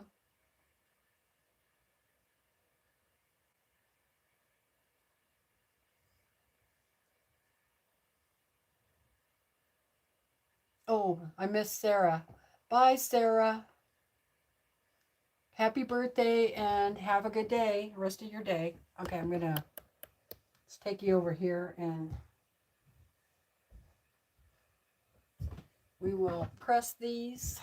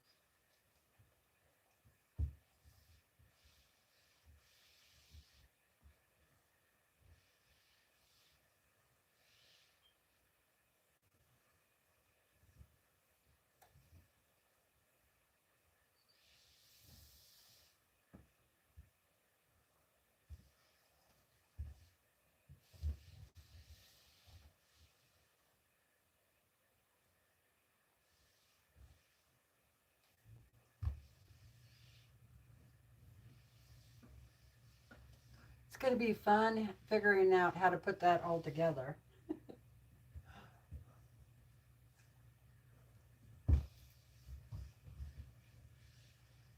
Maybe I just put it together the way I've been sticking them up there. I don't know if I could do that.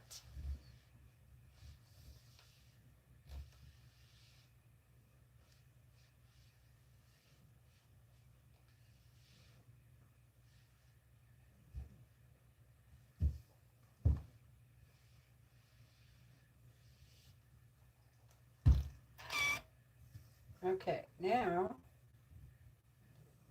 I can trim all of these up.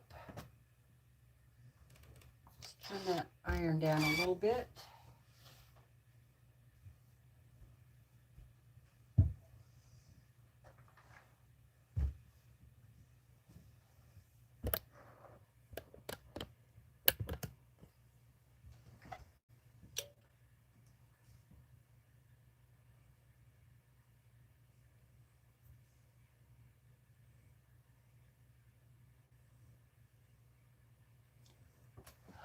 Well, actually, I could imagine Willa as a border collie. That would be like her job, but not at her age. No, I don't think she would do it. And I don't, yeah, I don't think she would do it now, you know, that like she's 10 years old. Um, she's not really into that kind of thing anymore. But when I first got her, she did kind of try to herd me as I was walking her, which is really funny. Like if Brandon and I were going for a walk, she would circle us constantly. It was weird, but she doesn't do that anymore.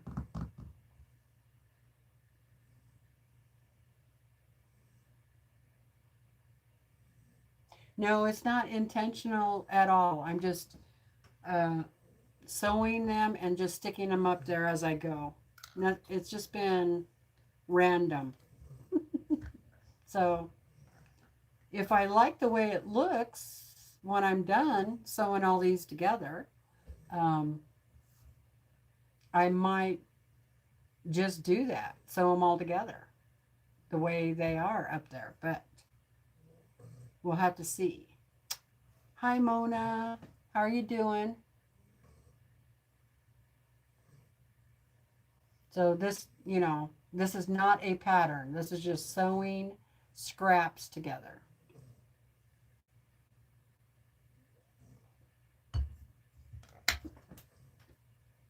So it does look kind of cool, I know, the way it is, but I might want to, balance it out a little bit more. So all the blues aren't on one side. You know what I mean? The dark blue. All right. So these are all 6.5.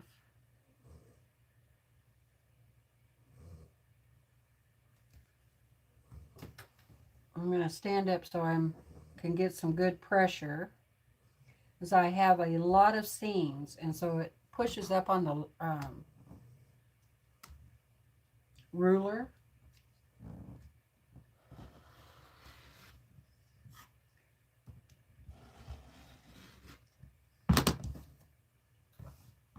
All right, there's one.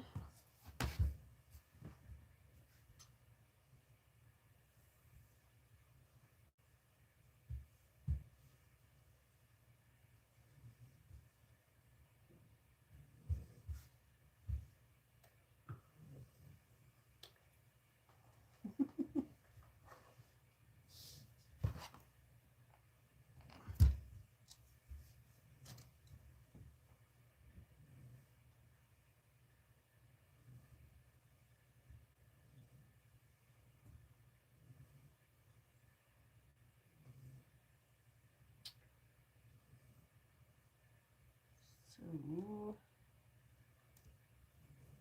okay, you really have to put some pressure on it when you have all those seams, right?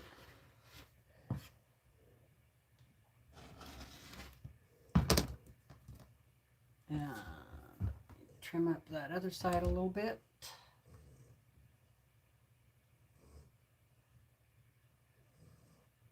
Can you guys hear the dog snoring?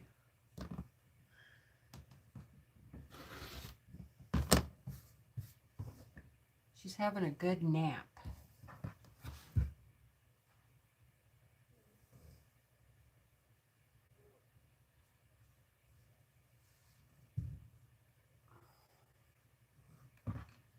Okay, what size is...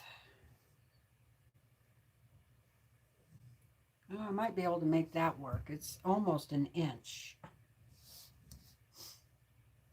Almost an inch.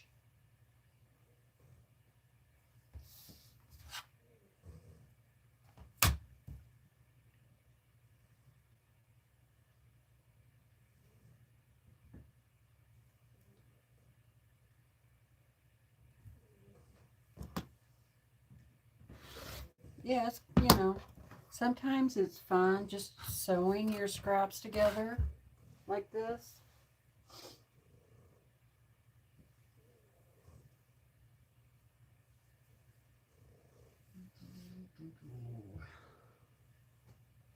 Just throwing them up there.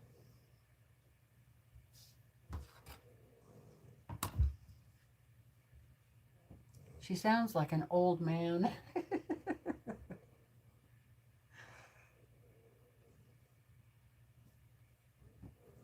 Poor little girl.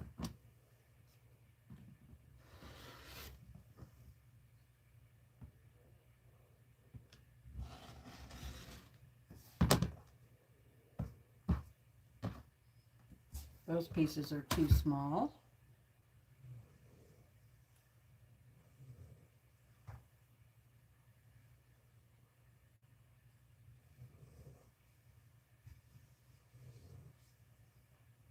What I might do is put those like all around the outside.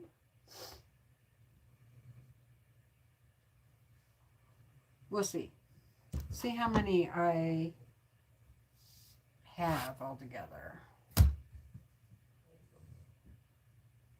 Oops.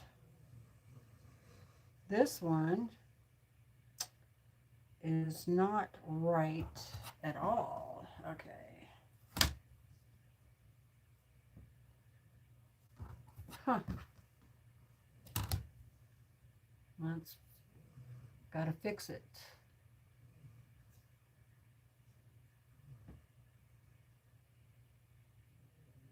It's really off kilter. Must have been the one I did last night.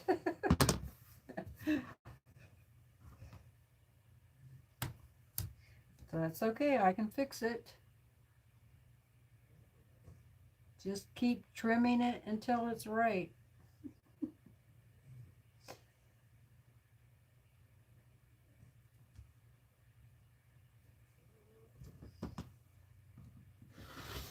Yeah, this one was really bad. Okay, let's see. And I'll have to set it aside so I can add some more onto it.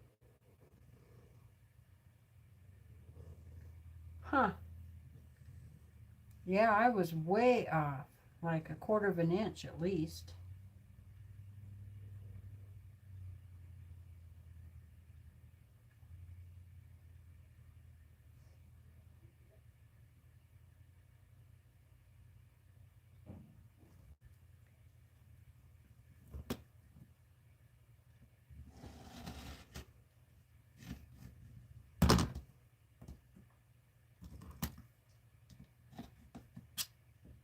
This one is going to need some TLC.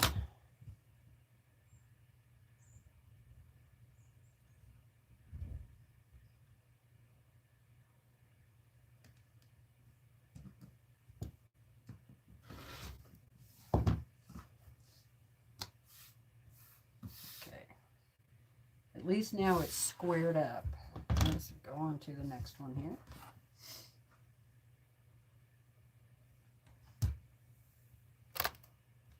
Hi, Nina.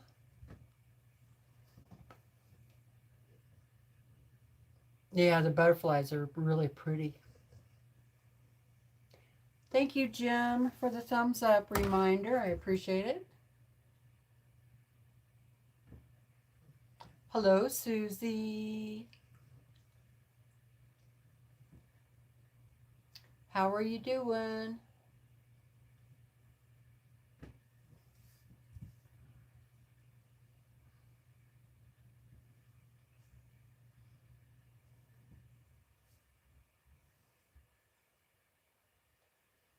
This one's not right either on one side. Well, it's really close though. I might be able to live with it. I mean, it is super close.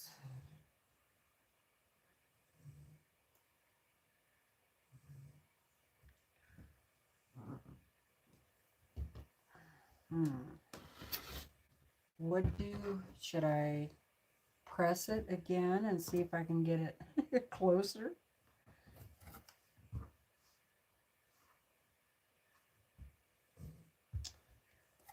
I don't know if that's going to help any.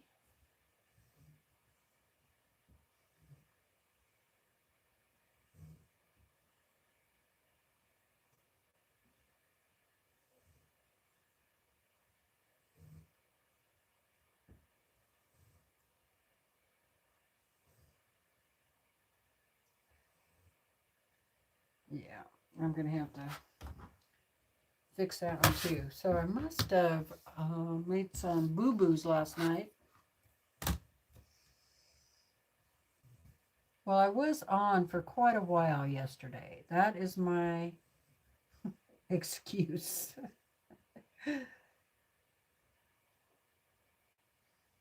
Okay, this one is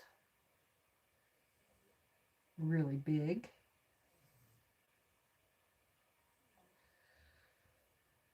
So I just want to get one corner that is correct. All right. Let's see, 6.5.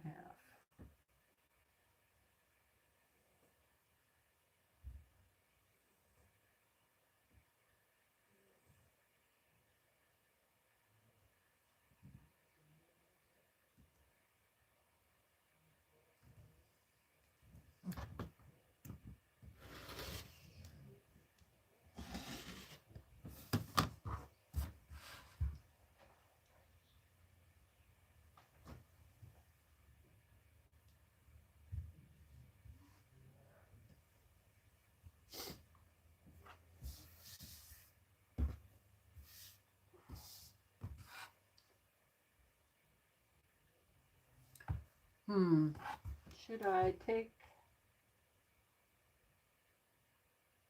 Yeah, it'll be fine. This is light blue instead of dark blue.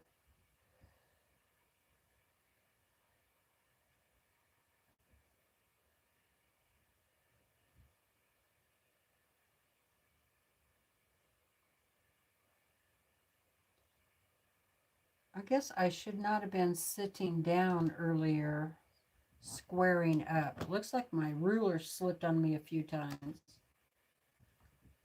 Dang it.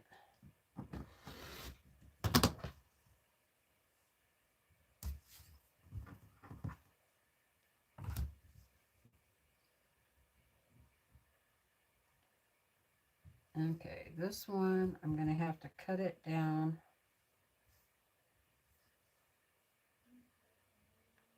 to like 6 inches and add a piece back on. Okay, so I got 3 I need to fix.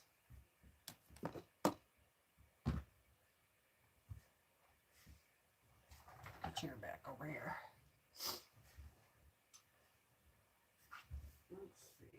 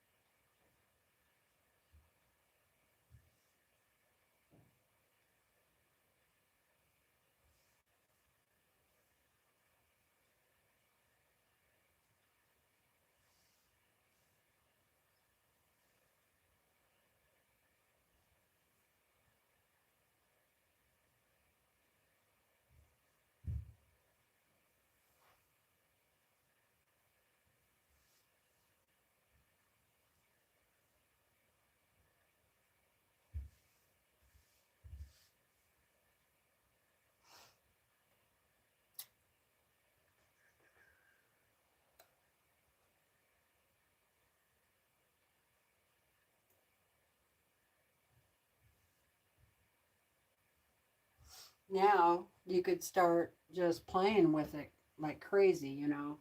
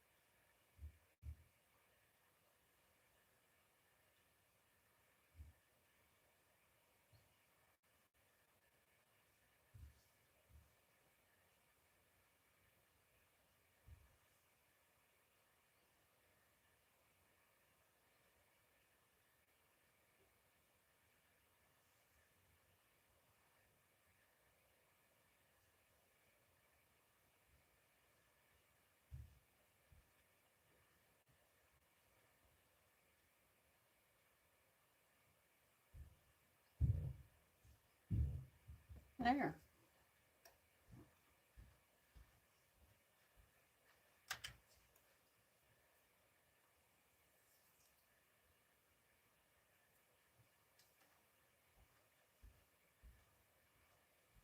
It's a little crooked, but that's not too bad.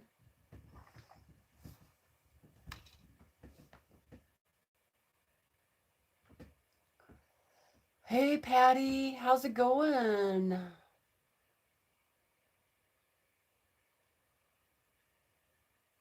Oh, my shirt. Yeah, it does, doesn't it?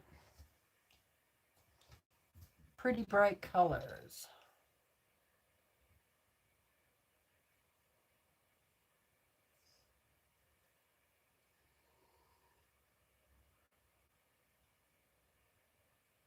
Oh, good. Welcome back, Scrappy Crafter. Happy to have you back. Okay.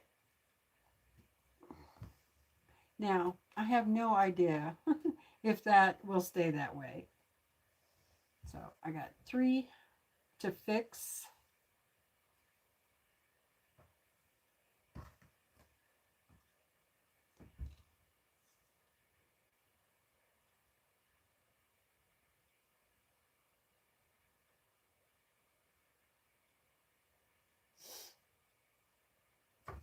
Let me look and see if I missed any interesting comments.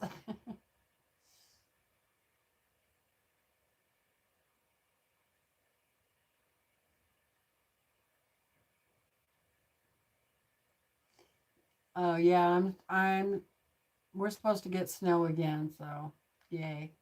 But then it's supposed to start warming up again. And I mean, 60. Instead of, it's 43 right now.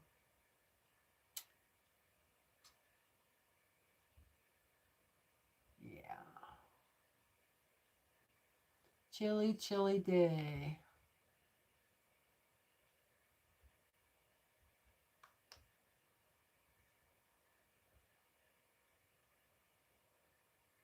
Okay, so that notification did say it came from Microsoft Edge. So I need to go into Microsoft Edge and tell it to quit sending me notifications.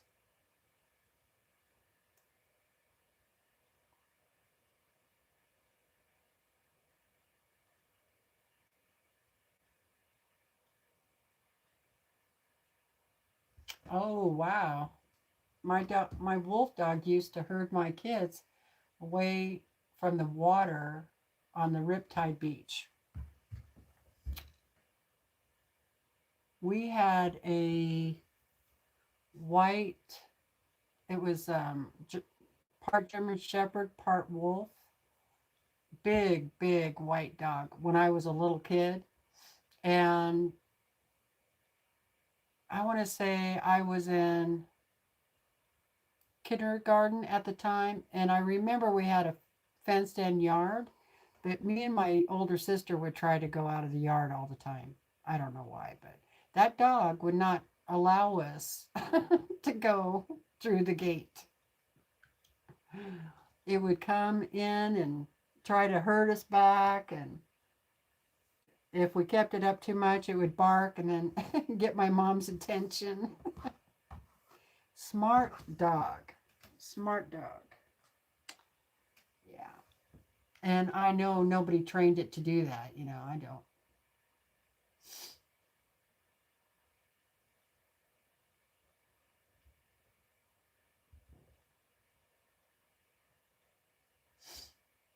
Let's see.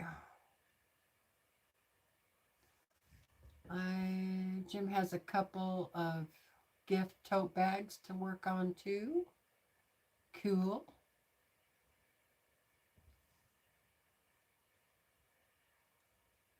Thank you, Kathy. Yeah, I like the darker blues too. Just that gives it that pop.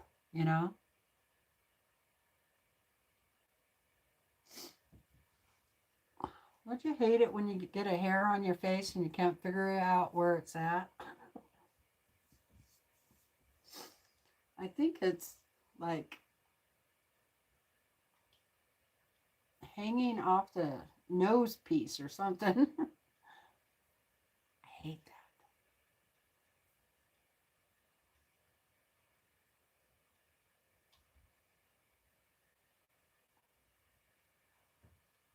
It's like having a spider web on your face or something. Wow, 2 o'clock. What time did I start? A quarter to 12? Yeah, see, I can still feel it.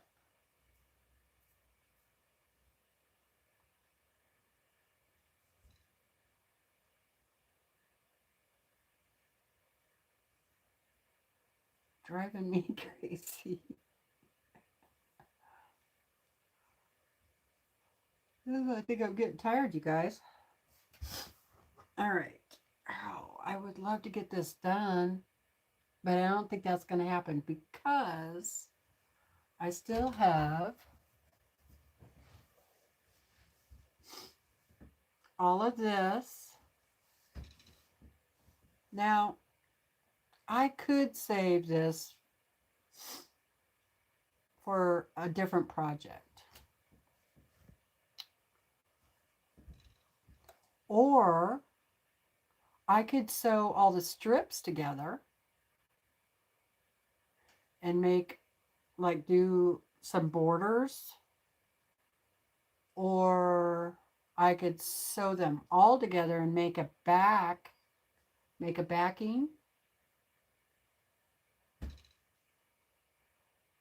What's for dinner? Oh, that reminds me. I should have it in the oven by now. I'm going to make ham and potatoes au gratin, and, with cheese, and green beans with mushrooms and onions and bacon.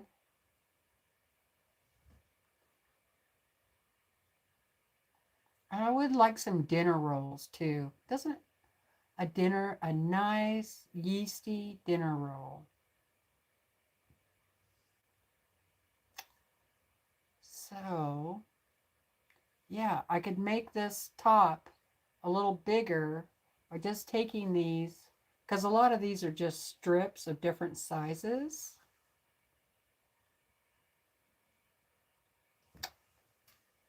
I'll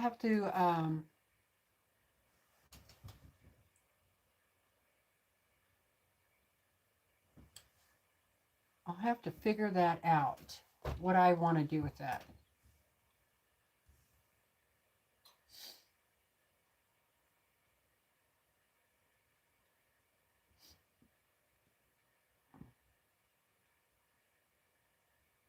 Ham, mac and cheese. I'm not crazy about macaroni and cheese. I think I ate that too much when I was a kid or something. I do like homemade mac and cheese better than the box, for sure. And I do have a good recipe for mac and cheese. But I'm an Idaho girl, and so potatoes, potatoes, potatoes. And you would think I would be sick of potatoes. I love potatoes. Hi, Lainey. Welcome back from church. How was church?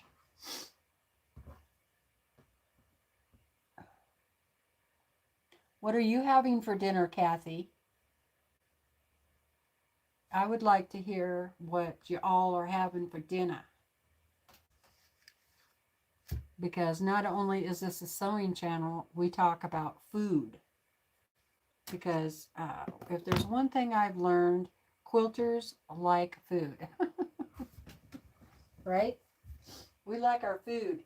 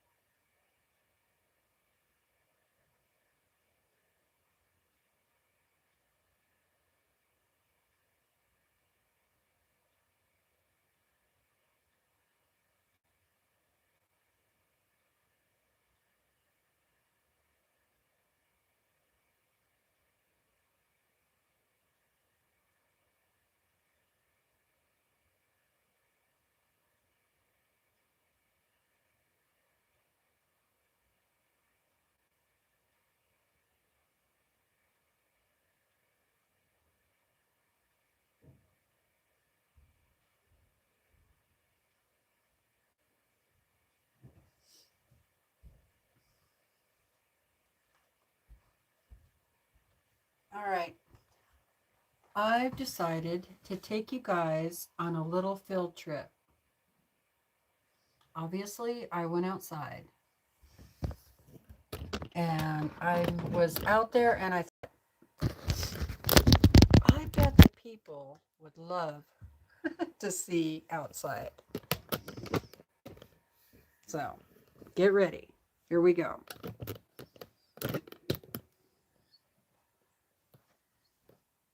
Because why not?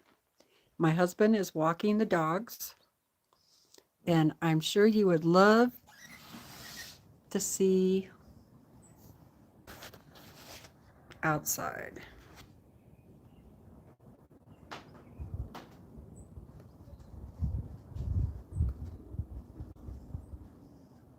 Can you see Willa? Brandon's over there. He's petting the other dog and got an orange coat on. I don't think you can see him. There, you might be able to see him now. See, we don't have very much snow left at all. Look, that's how much we have left.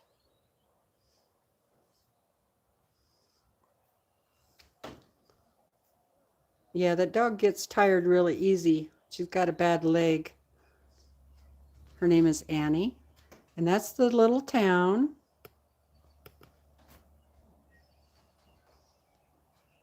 Let's see all the snow on the mountains over there. I wish there were some elk out and about, but I don't see any.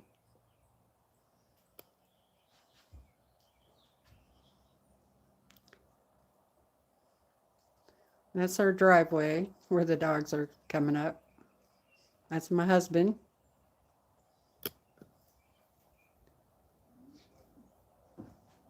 He waved. Okay, it's cold. I hope you enjoyed your little outdoor adventure.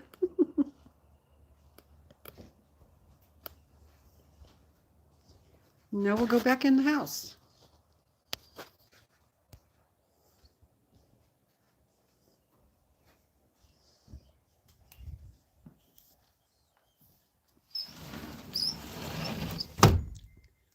Brr.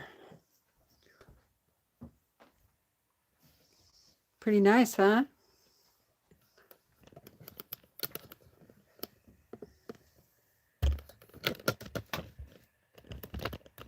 Sorry. Hope I didn't make you too sick.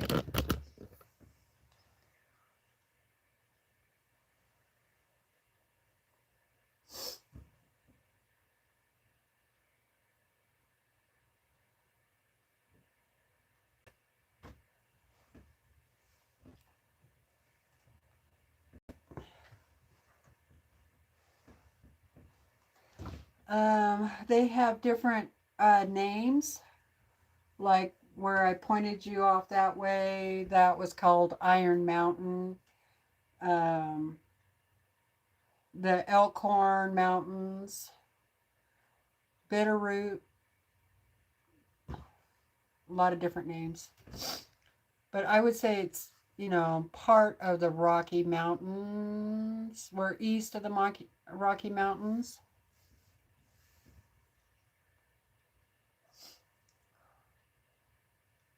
You're welcome. Yeah, I thought you guys might like that. I know it's a little rough with the walking over there and all that, but I just really wanted to show you because sometimes that view is just, to die for, right? It's beautiful. But it is cold out there. 43. And the cold air makes my eyes water, so sorry about that.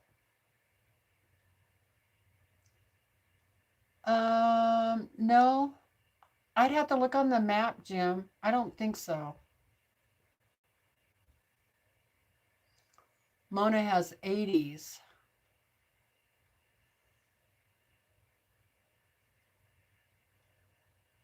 I'm living in the wrong zip code. So if you look at the Idaho map, and you find 95 from Boise, Idaho, go north. I'm about 6 hours north of Boise, oh, maybe 7, on 95. And it, for the most part, follows the Snake River and until you get to Grangeville, Idaho. When you get to Grangeville, Idaho, you take a right. And then you follow that road and until you get to me. And this is a dead end road. Pretty much anything else is a dirt road and really just goes up in the woods.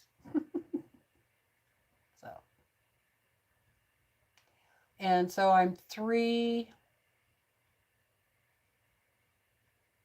hours south of Lewiston, Idaho. So if you look at your map, that's kind of, the area I'm in.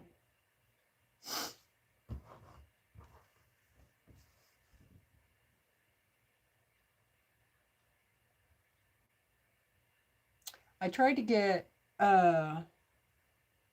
Zoom and all that to work, but my laptop just wouldn't do it. I think my laptop is too old. And okay, back to sewing. And it just didn't like having all that stuff running.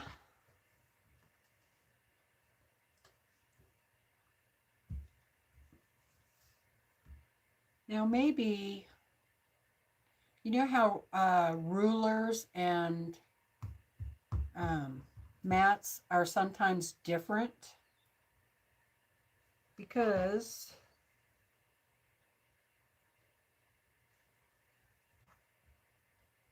it says it's okay on that side, but this side, so what I need is a bigger piece of this blue.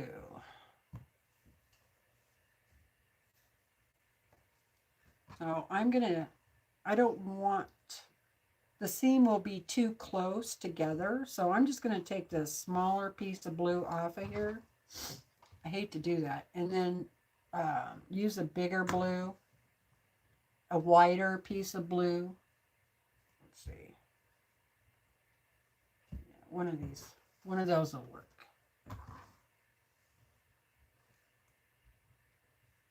And I think that's what I'm going to have to do on those other ones too. And then, okay, so here's a tip. The tip of the day. You ready? Some of you may know this, but a seam ripper.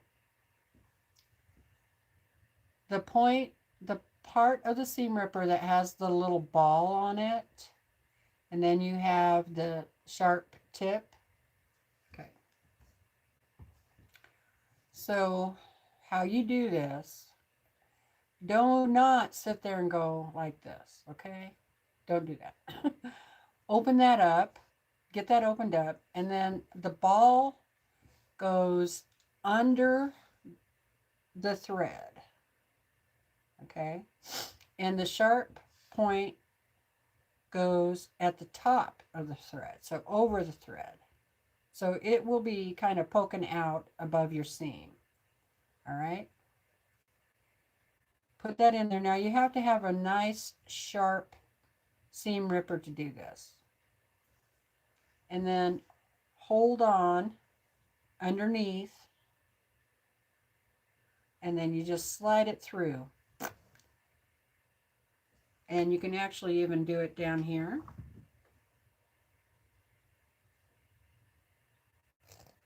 So you just slide it through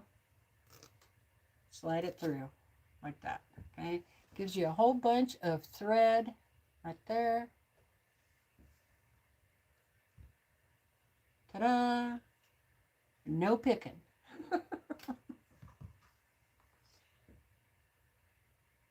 Now, I learned that when I was 14, probably, I think, in home ec.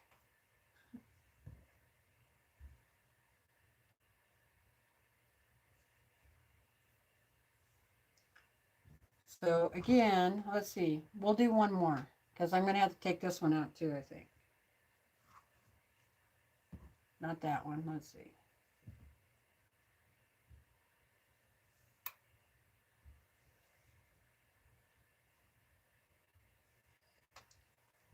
I'll go ahead and do it. I don't need to, but so let's see if you can.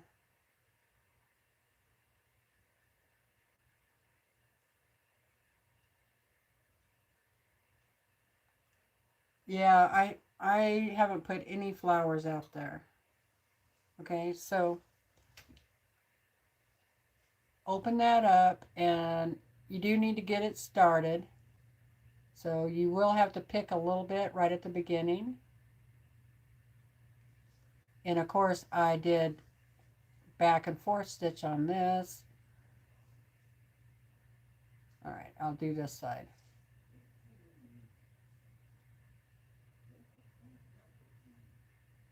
I did a back stitch.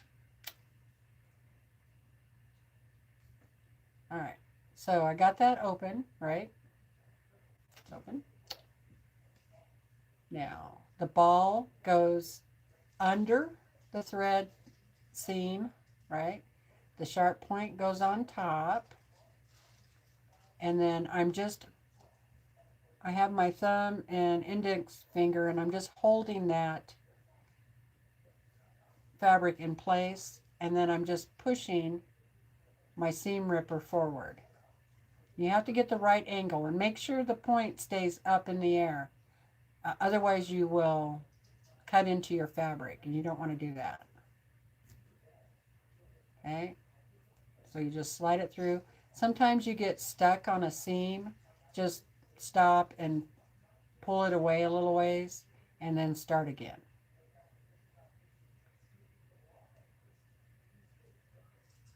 Like that seam does not want me to go through there. Okay.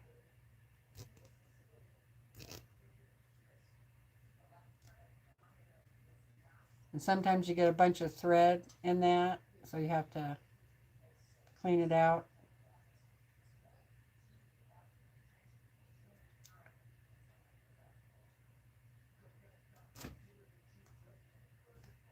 But it is a lot faster to do it that way. Okay. So that's my tip of the day.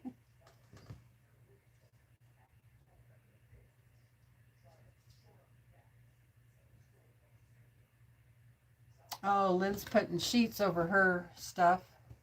Yeah, that's a good idea. All right. So,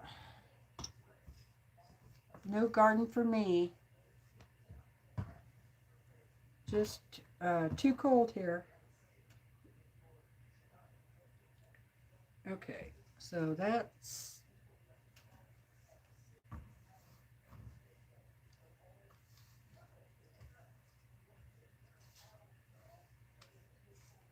really close. It's just off a little teeny bit.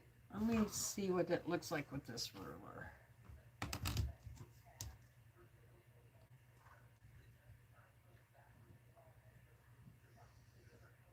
Yeah, about 1/8 of an inch. So what I'm going to do is I'm going to come back here at 6 inches and cut this off right here.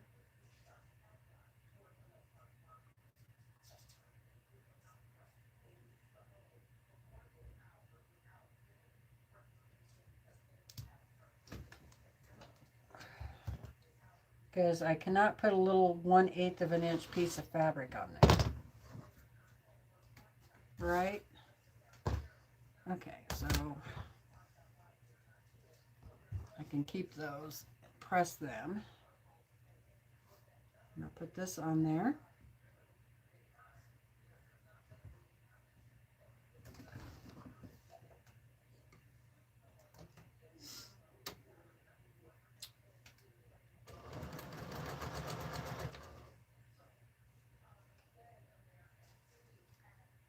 I know we have some other people coming on today.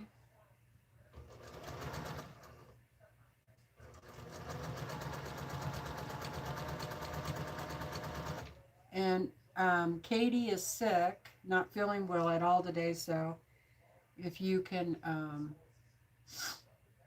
send out, you know, well wishes for Katie, the Greenland quilter.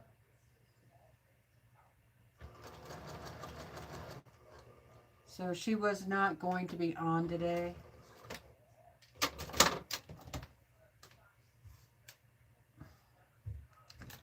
Her's got a bad tummy ache.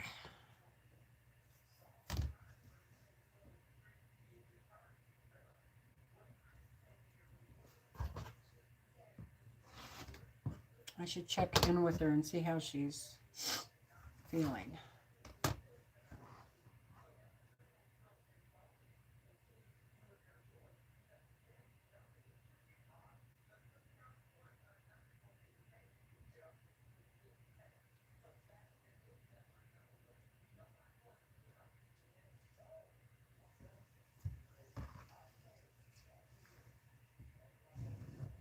Yeah, when I get flowers, in and out, in and out, in and out for a good month.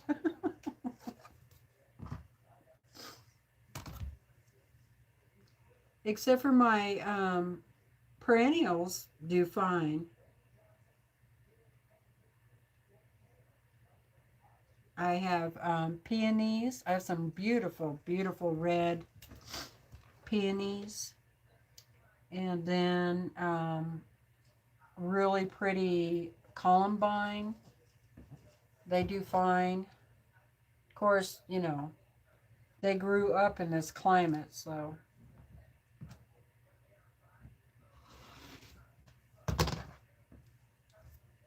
All right. I got that one. Now, I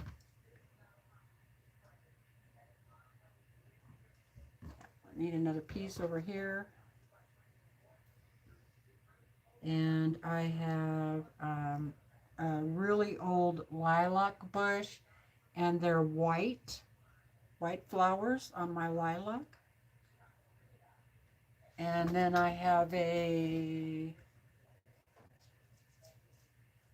blooming little crabapple tree. Oh my God, you guys should see that. I'll take a picture of it and put it in the on the main page under the post so you guys can see it. It's a really old tree, but the blooms, oh my God, it's humongous tree. The canopy in it is just unbelievable. And it gets the prettiest pink little flowers on it. And the hummingbirds and the bees, bumblebees, honeybees. Okay, that piece is not going to fit. They love that tree. And then I have a honeysuckle bush out there. And, oh, I have some lilac, or not lilac, irises. So, yeah, grow whatever I can that the elk do not eat. Okay, they do eat the honeysuckle, but that's okay. They keep the bush trimmed. That's how I look at it. They keep the bush trimmed.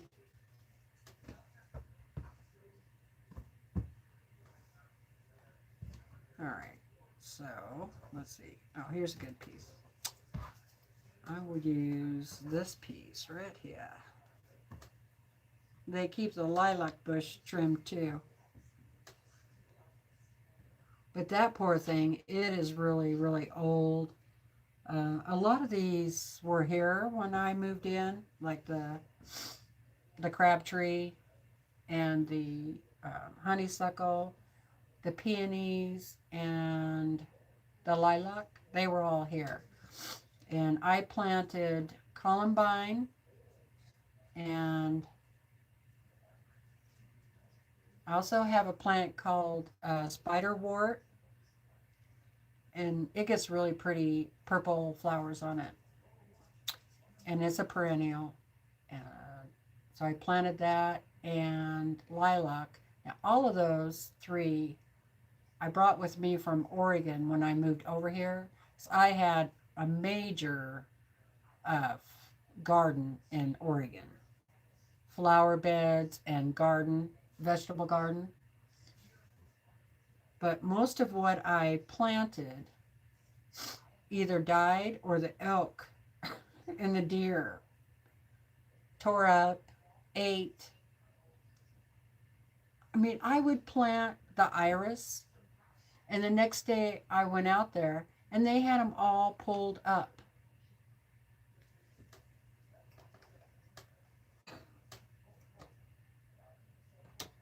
They didn't even eat them. They don't eat them. But, I mean, I planted them so they come and check. You know, they got to check and see. And so when they check, they just pulled them out. The turds. So finally, after 3 or 4 times fighting this, I finally put a fence around everything. And I kept that there for a good year, you know, till everything got established. And now they can't, now they don't pull them up. But you plant anything new and up it comes. And they'll eat the flowers out of my flower baskets too. Little turds.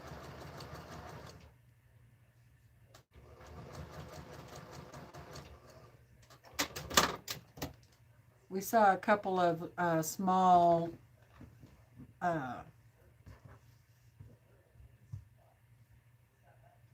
bull elk in the yard the other day, and their horns are just coming up, so they're young guys, and their horn nubs were only about that big.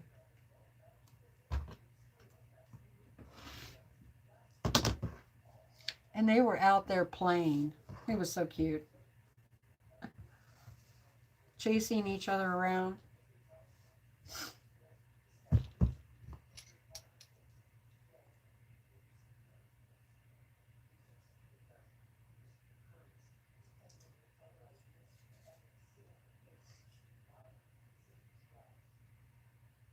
Yeah, they like to test. Yep. Ooh, is that any good? Let's check it out. They like that spiderwort. So the deer will eat that down, but... And that has foliage like a spider plant, you know, kind of like that, but it's really, really dark green. And then the little purple flowers kind of come in bunches, and the flowers only live for a day, but they just keep every day. There's new flowers on it. That's kind of a weird plant, but it's I like the foliage of the plant when I'm allowed to enjoy it. If the deer and the elk don't eat it, but it grows back pretty fast. So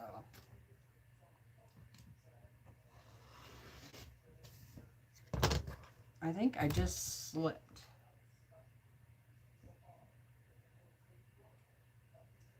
No, it's all right. Okay, so that one is good. I got to press it real quick.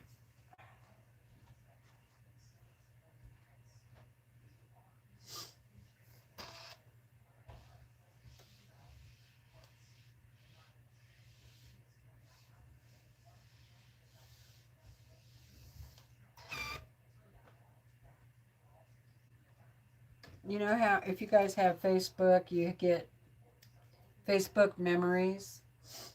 Came up the other day and it had some of the pictures of my flower garden in Oregon, and oh, it made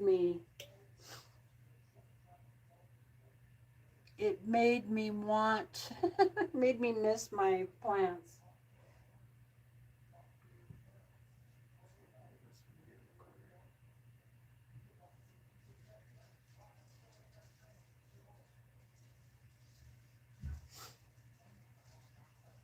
Let's see. This one can go here.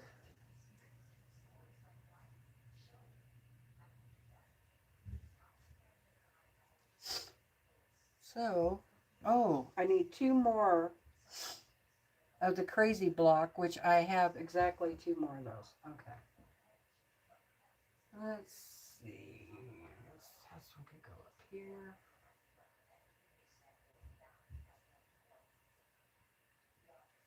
So I have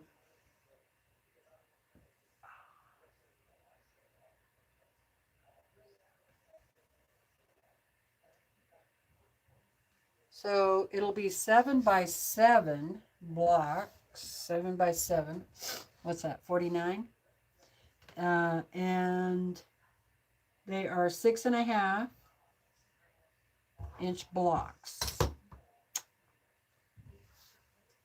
So I could stop there, but then I would still have quite a bit of fabric left over. I would have all of this if I didn't make any more blocks. So what do you think I could get about? Think I can get 7 more blocks out of that? Then I could do 7 by 8. I don't know. Hi, Geraldine. Hello, Linda.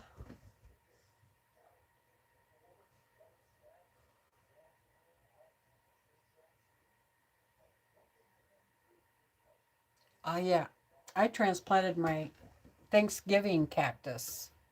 I have a Christmas cactus and a Thanksgiving one. My Thanksgiving cactus blooms twice a year, and it's got really pretty red flowers on it. It's beautiful. My Christmas cactus only blooms once, and it has white flowers, and it was actually my grandmother's. So that plant is like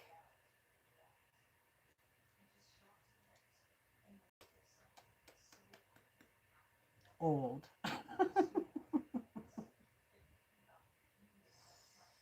It was humongous when she had it. And I remember it being in her house when I was like 17. And who knows how long she had it before then. So I can't remember when she gave it to me. She gave me that, and she gave me a start off of Hoya. And so those are the two plants I have from her. But do not let your husband water your plants when he does not know what the hell he's doing, okay? I know he's trying to help, but he killed my plant. Because if he had a little bit of water left in his glass, he would just dump it into that plant. So, you know, it drowned, basically. Got overwatered, and the main stump was like, the main plant stump was like that big around, and it rotted out. And I was looking at the plant, and I'm like, what is the matter with this plant? Because it's like drooping, you know? And so, and when I water, I always test the soil first, you know, especially on a cactus. Christmas cactus or Thanksgiving cactus, always test the soil before you water because they do not like to have wet feet.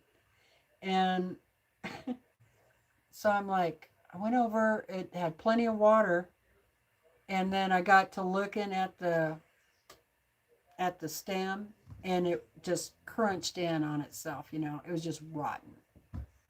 Ugh. So then I had to do some investigating. Why? Why did this happen?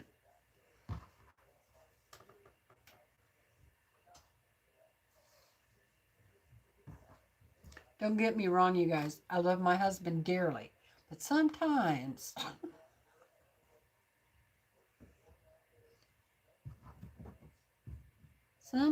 he makes me want to pull my hair out. And like I said, I know he thought he was helping. But I'm like, honey, please.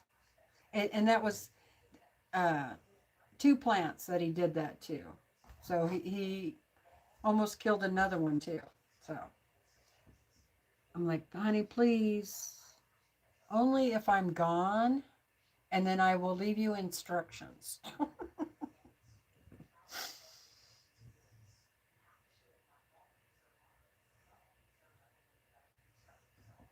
So I was able to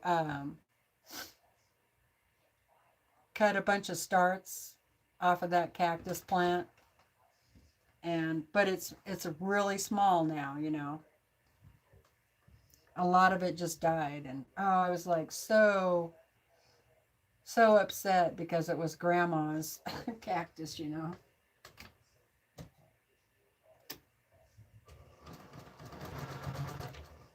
But it's doing pretty good. I've been babying it along, and I need to transplant it too this year. So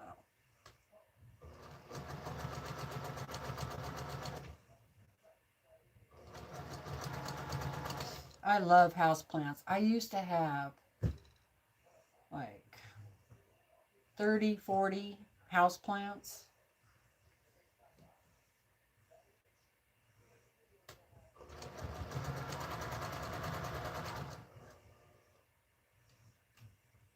Oh yeah, he almost killed my aloe vera plant too. So yeah.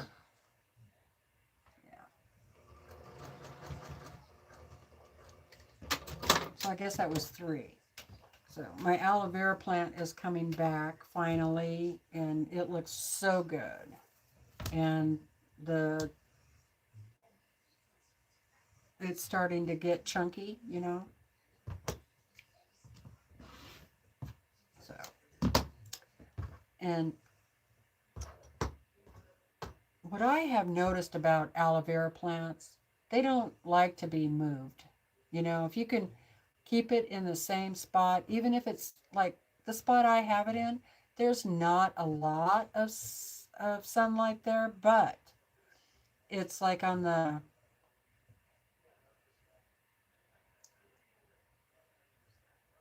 south side of the house.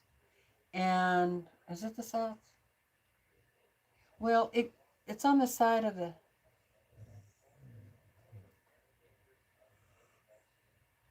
no, it's on the east side of the house.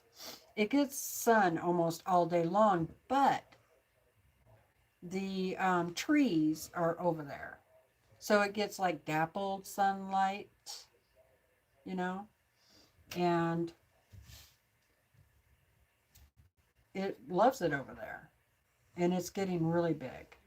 So, and the Christmas cactus likes it over there too.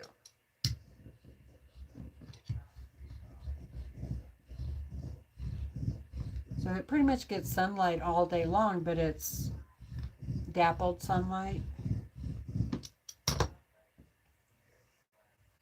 Even in the, of course, it gets more in the summertime than it does the wintertime, but even the wintertime, it's pretty much, you know, all day.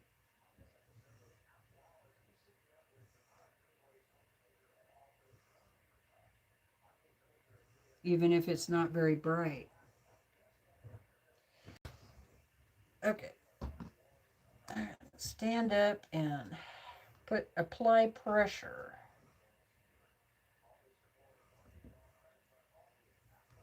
Yeah, see it. I would like to get another Quilter Select ruler.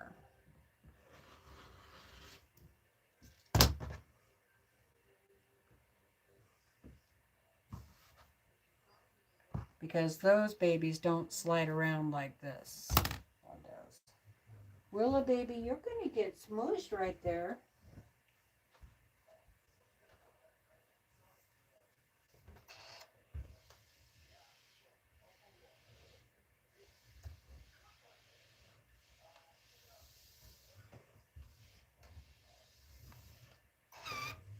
Okay.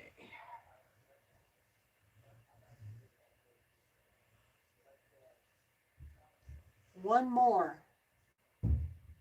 And then I can figure out what I'm going to do.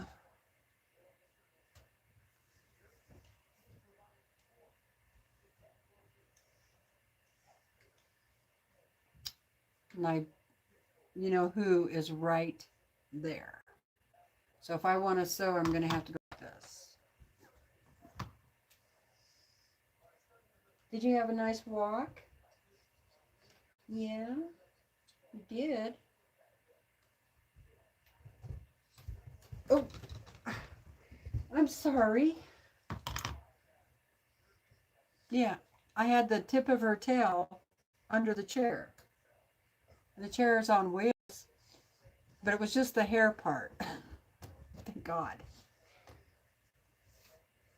I tried to tell you that was a bad spot, baby. I know. I was wondering why she was stuck. That was poor baby. Oh, I know. I know. I'm sorry.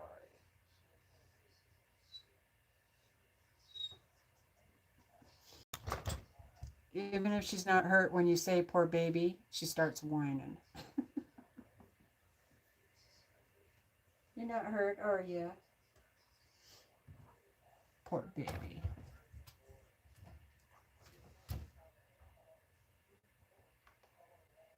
Oh, makes me so sad when I hurt my dog. Yeah, I don't have as many houseplants. So I have 1, 2, 3, 4, 5, 6, I think. Yeah. And then Brandon has a cactus. That's that that's the plant he gets now. And it's actually doing pretty good. I don't mess with it. I let him, that's his plant. I don't really like the kind of cactus that he has in the house as a house plant. But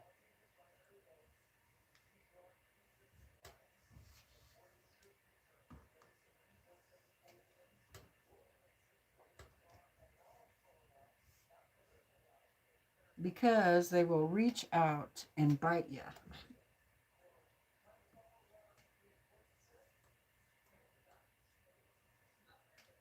Alrighty, let's see.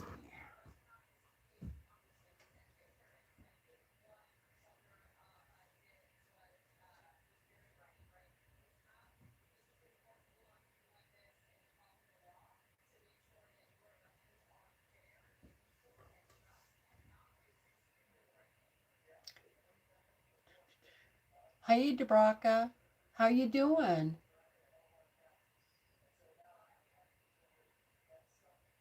Yeah, I had a lot more houseplants when I first moved here, but I mean a lot. But then Brandon and I were still moving back and forth, kind of, and yeah, I ended up giving all of them away, most of them, except for the Christmas cactus and the Hoya. and one aloe vera, because those were the only three I could take with me. So the rest of them I gave away.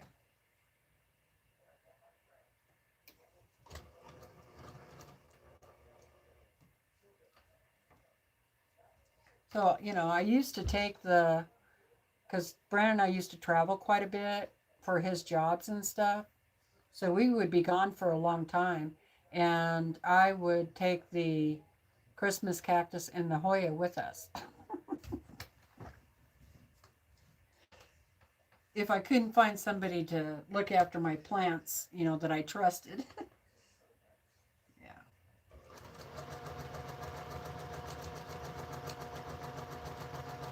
Or I would put them in the bathtub and I would put a little, you know, some water in the bathtub.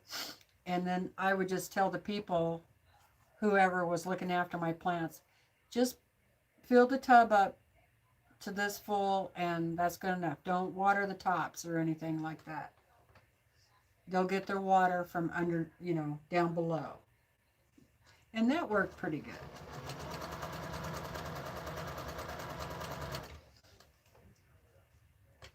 But there are still some plants that don't even like that, you know, so you got to be careful.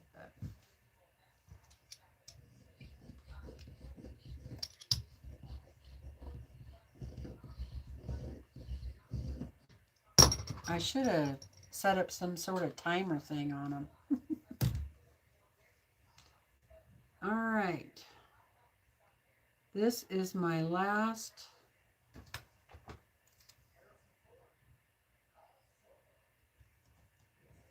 block, possibly. Press it.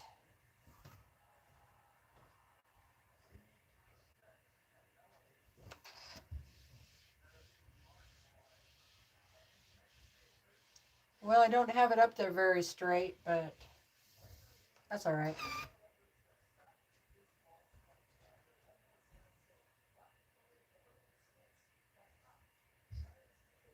Yay. Okay, now I have to decide. I'm going to stand back and look at it. Do, do, do, do.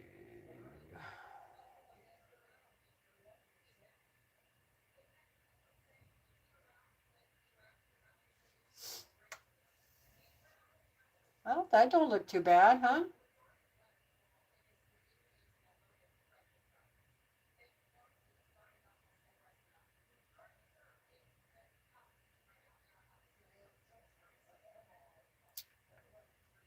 I think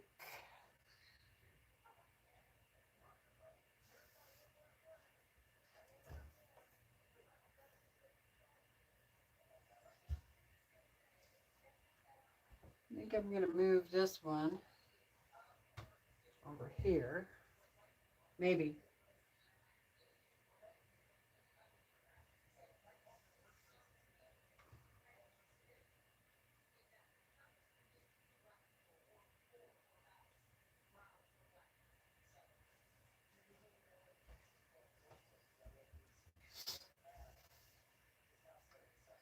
No.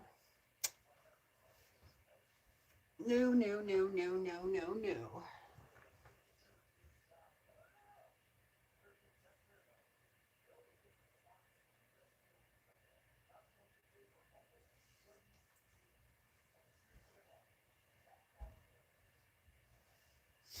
Okay, that's a little better.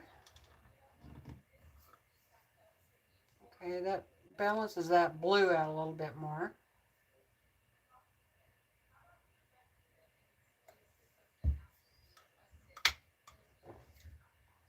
Now I should put, I think I'm going to put this medallion thing. Let's see, where are you at? Right in the middle. Yeah, right in the middle. And then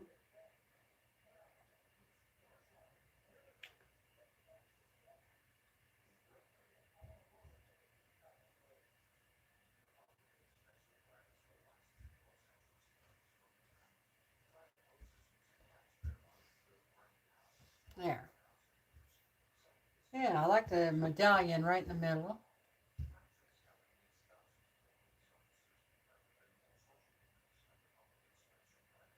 I think I have too many butterflies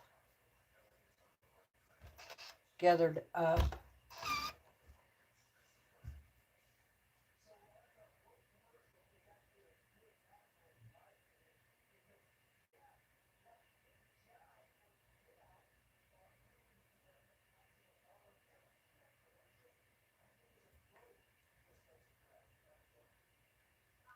Or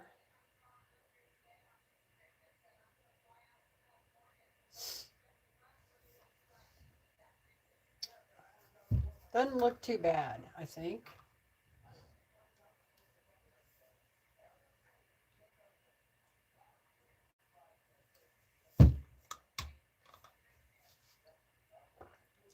I mean, you could keep moving everything around and around and around and around. Keep changing it constantly, right?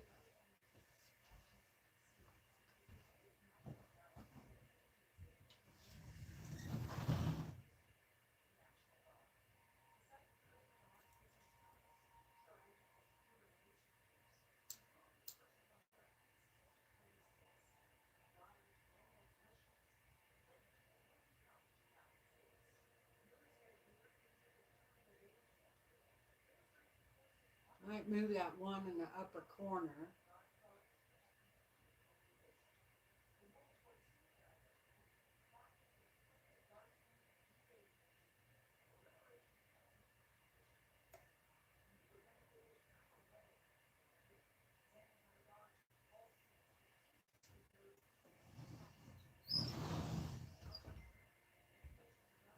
Okay, I found two things I want to change. Let's see. Um,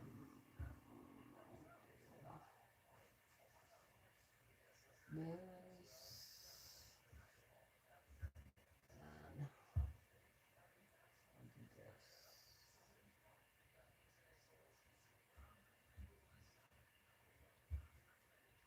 And then there was something down here I wanted to do.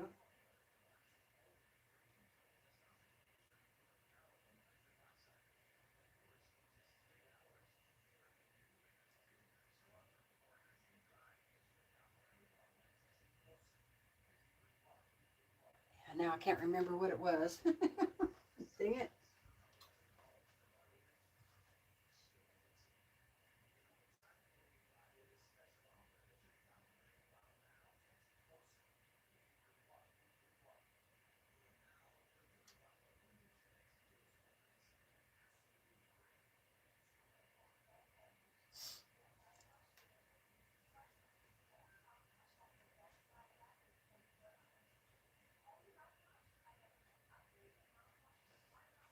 I think it was this.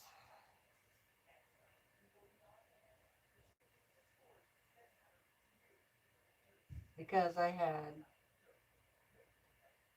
too many butterflies right together there.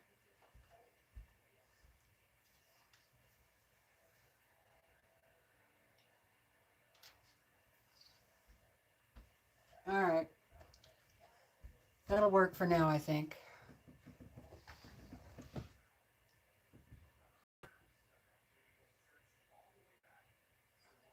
Hey, Donna. How you doing? You need a new machine? Thank you, Jamie. All right. So I'm going to, I think I'm going to sew all of these half square triangles together and see what I get. I might be able to put those in as part of the border.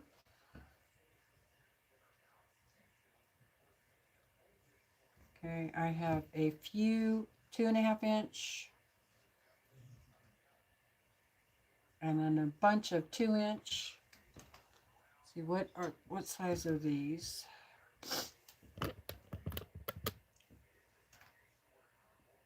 And then I still have a little bit of scraps here. So I'll have to figure out what to do with these. you know, I could just make a little teeny pillow. I really want to use up all these scraps if I can. All the little scraps. All right, so these are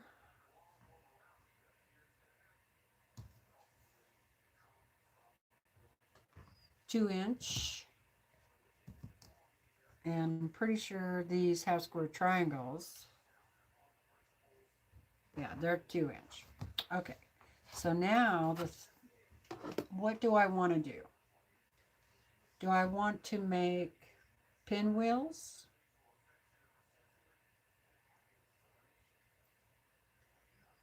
Or just sew them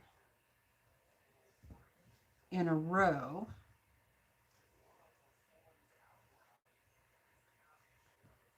like this and make borders. Okay, so that, you know, pinwheels might be good. And then I can incorporate the pinwheels in with the borders somehow. And then I could also make 4 patches.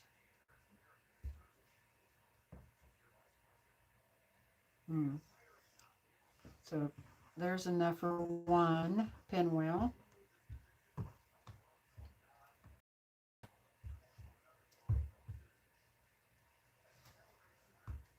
There's enough for 2. So I'm just matching up the colors.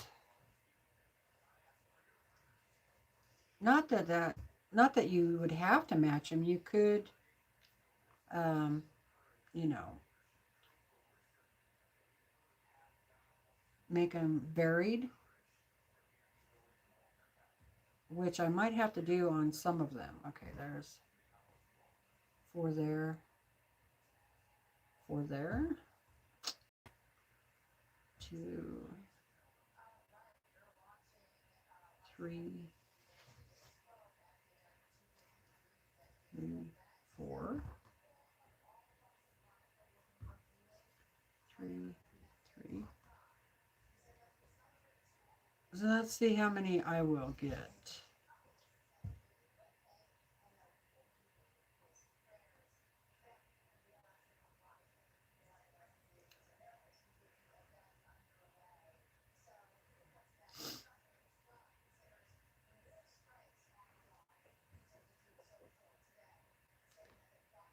Here's another one.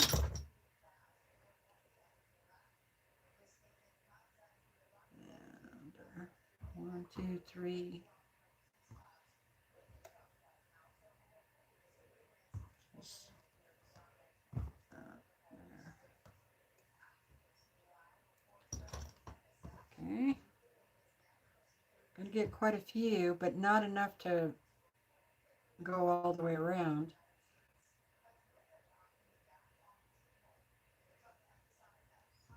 Okay, there's another one of those.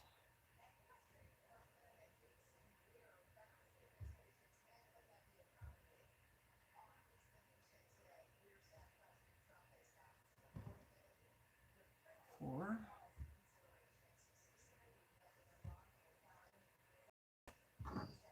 Okay, so this one, I only have 3, 3, and 1.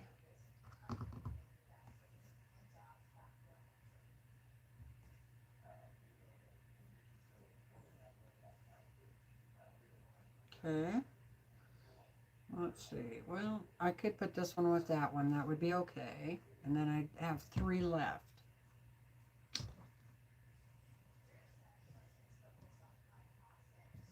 So I could make another half square triangle if I wanted to. Okay, so I can set those over there. Now, how many of these bigger ones? 1, 2,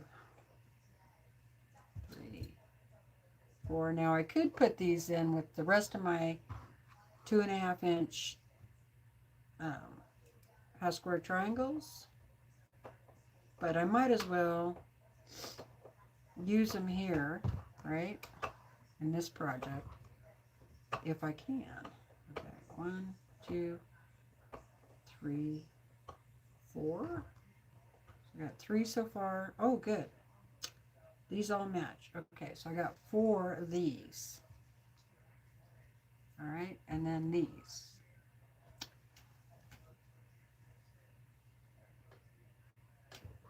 And that goes there.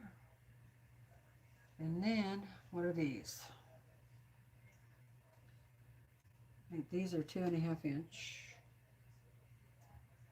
Now these could go in my 2.5 inch scraps. And these are not 2.5 inch.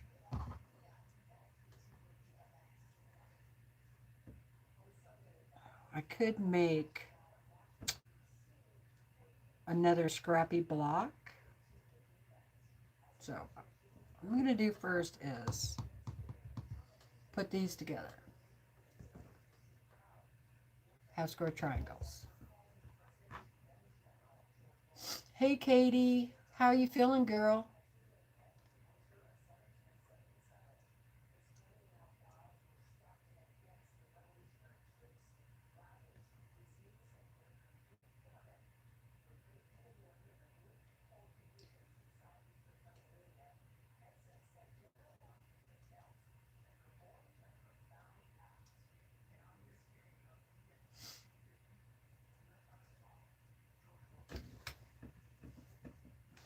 Make sure my dog's out of the way there. All right.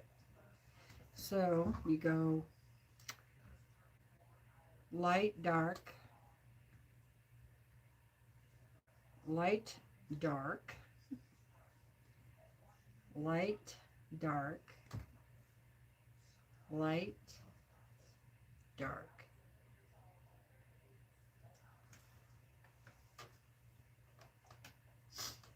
Jenny Doan taught me that. Okay, there we go. And I'm just going to chain piece. So what's that mean? I'm just going to keep sewing without breaking the thread, one right after the other.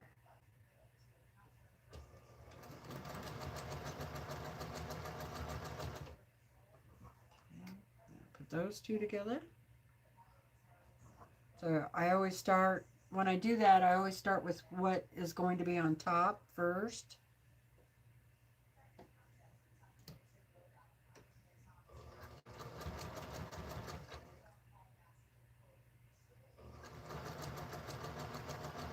So there's one set. Now I'm just going to do another one without breaking the thread. So I have light, dark, light, dark, light, dark, and light, dark.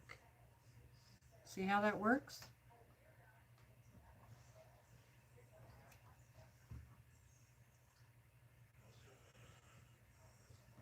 Again, I'm going to start with the one on top.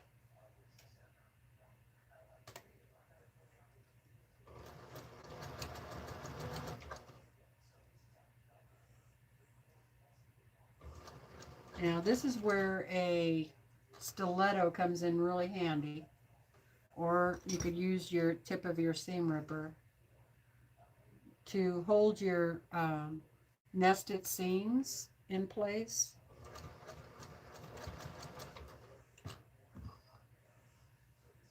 So you don't sew your finger, unless you have a long fingernails.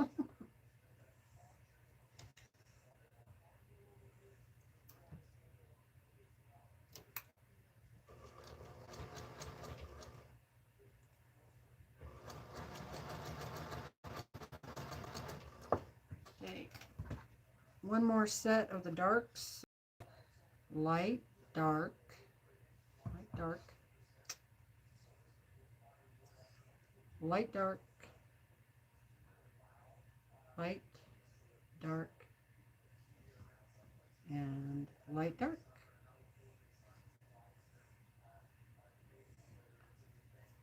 Just like that. Thanks, Patty.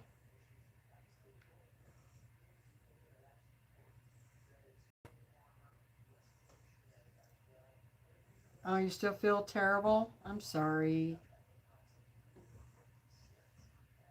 Yeah, I wasn't feeling too good yesterday. My stomach. That's why I ran away from the camera a couple of times.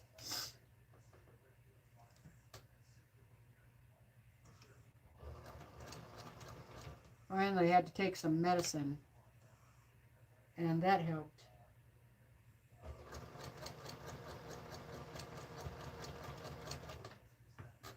Okay, there's that one.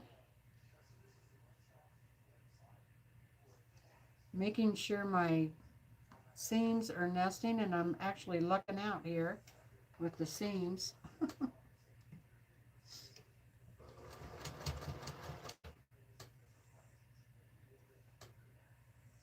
Meaning one's going one way and the other way.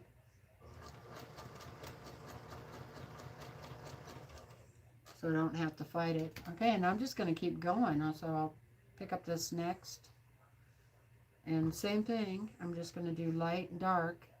Now I could do it the opposite way and do dark light, like that. Dark light, and that would make it look a little different. But I'm going to do light, dark, light, dark, light, dark. And I always go left, right, right, left when I'm placing my pieces. Why do I do that? That's the way Jenny Doan taught me. White, dark, white, dark, white, dark, white, dark.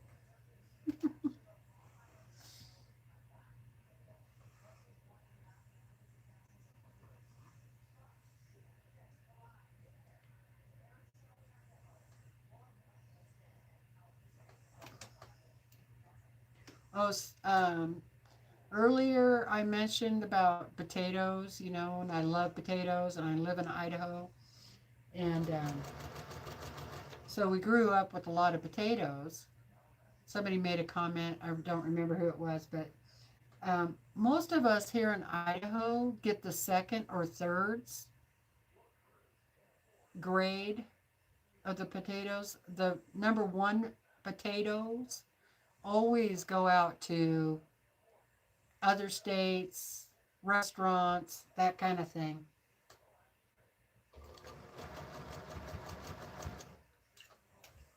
We don't get the best ones.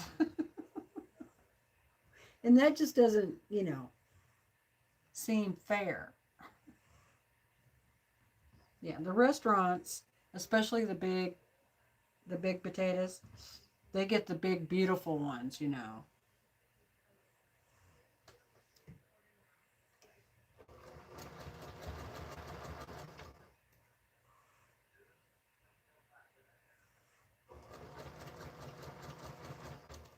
For baking. Oh, that was you? Okay.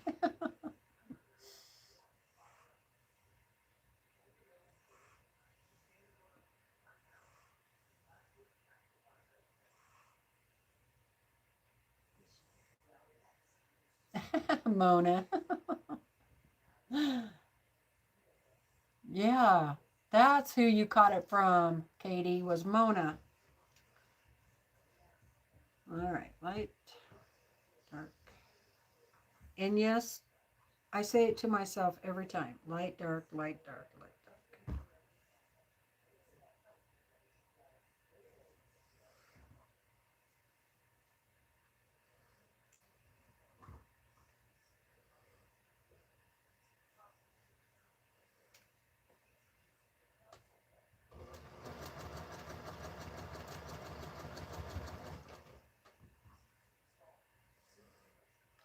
Anybody reading any good books lately? I'm in search. In fact, I've been reading things I've read before.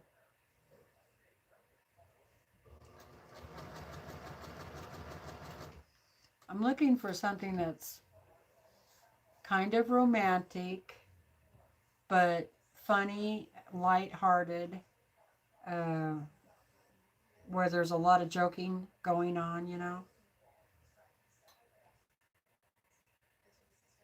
with a happy ever after.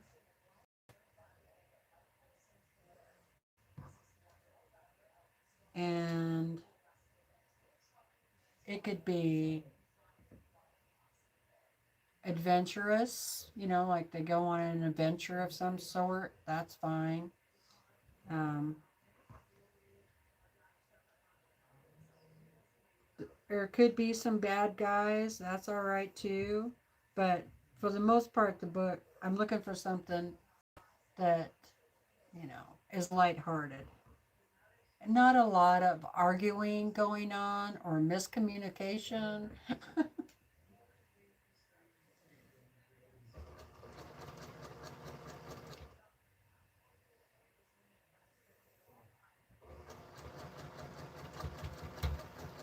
I was thinking maybe I ought to read some young adult books for a while, or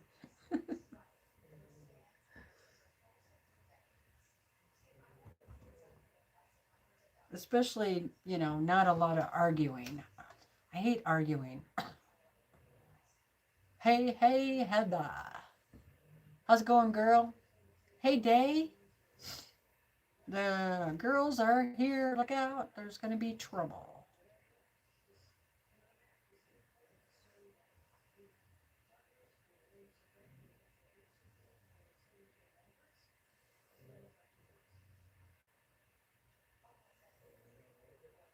Oh, all creatures great and small.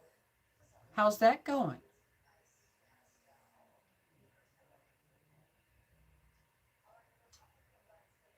Okay, good. Chilling is good. Supper is good.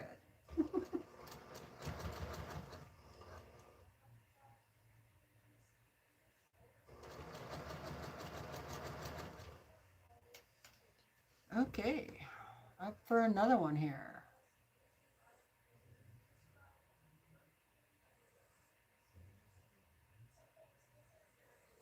Oh, book reviews. Okay, yeah, I don't have TikTok. Um,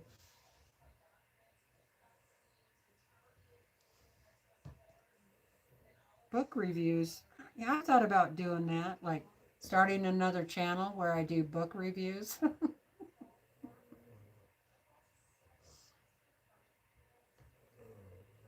because I have a lot of books on Audible,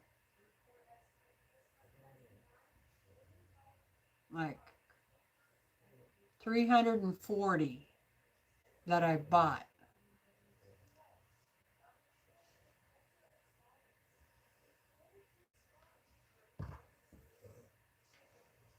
And that's, you know, over quite a few years. Light dark. Ooh, this one's going to be really pretty. Wait till you see this one. Light, dark, light, dark, light, dark. I'll show you the way the flower is on this is going to look really cool.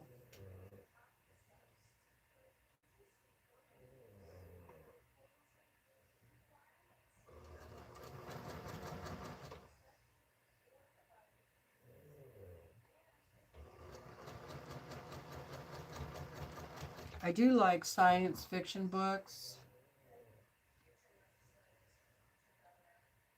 or like Outlander. That was a great book. Maybe I'll start that over again. Outlander. I don't know. I quit watching the show on Stars of Outlander. Um,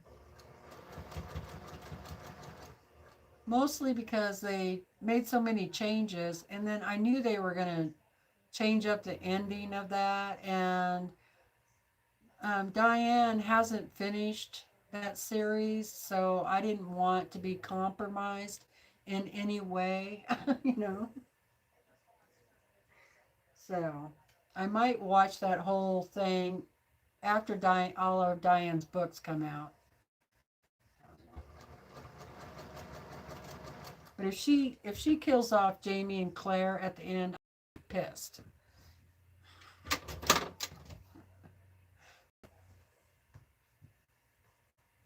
Which I kind of have a feeling something like that is going to happen, but something I'm not going to like is going to happen. I don't I don't like books you where they kill off the characters that you get attached to. So, like, I don't want him to kill off first, second, or third characters.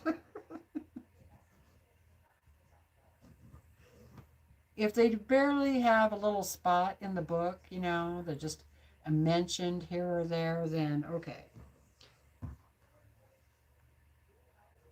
Then I'm just like, oh, that's too bad. I wanted to get to know that person.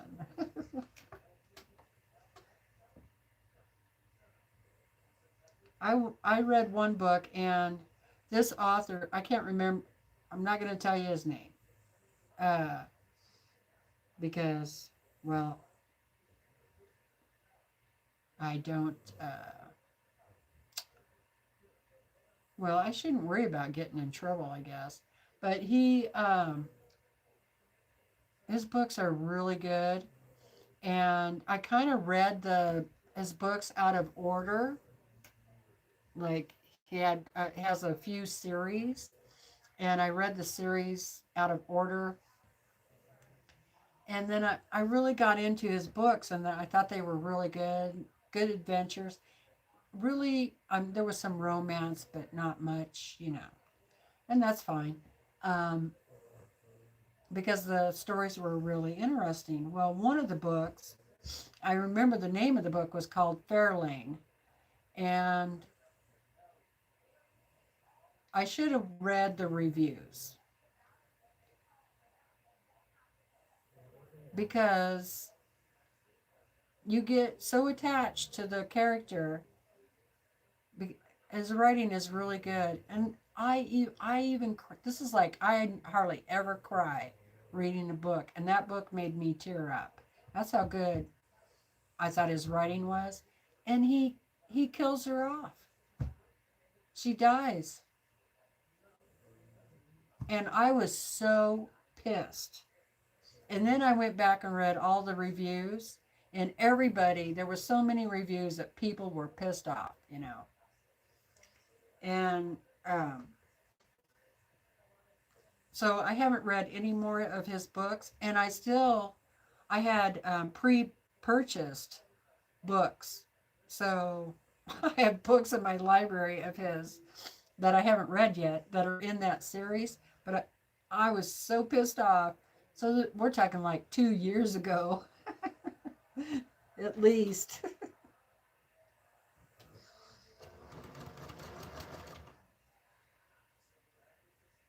And then at the end of the book, they knew that it was going to cause a problem. And at the end of the book, his wife gets on there and says, no, I know this is going to upset a lot of people, but if you take a minute and think about it, this was really the only way that this book could end. I'm like, what? She trying to protect her husband or what here? And so there was a lot of people not happy that she came on at the end of the book and told everybody how they should feel. That pissed everybody off. And excuse me, but you, as a writer, you can end a book any way you want to. I'm sorry, but you cannot tell me that that is the only way you could end the book. No, I don't believe that.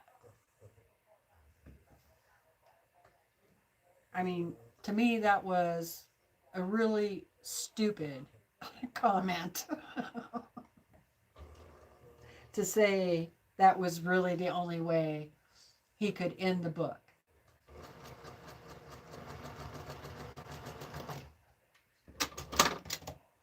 No. Okay, so I wanted to show you this. See if it turned out as...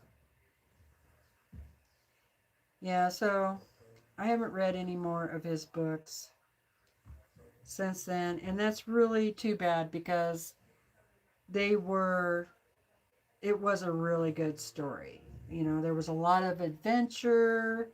You got really involved with the characters, and you know, there were some sad things in it, but not too bad, you know. And so it really shocked me that he killed off the main character, you know. So, but anyway, look at that. Isn't that cute? You know that flower petals come out there like that?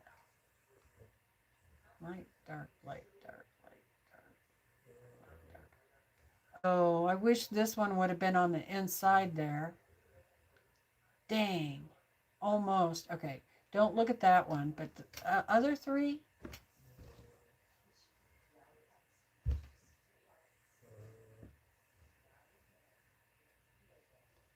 This one didn't... The petals are the wrong way, so don't look at that one. But anyway, that is my complaining for the day. Yeah, I could grow my own potatoes. Oh yeah, Nora Roberts is good.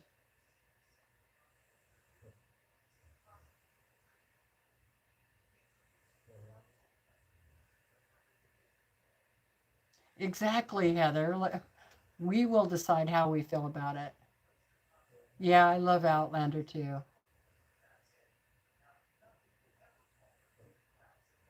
Exactly. Not a very imaginative writer. But there were books, two or three books that come after that one. So, yeah.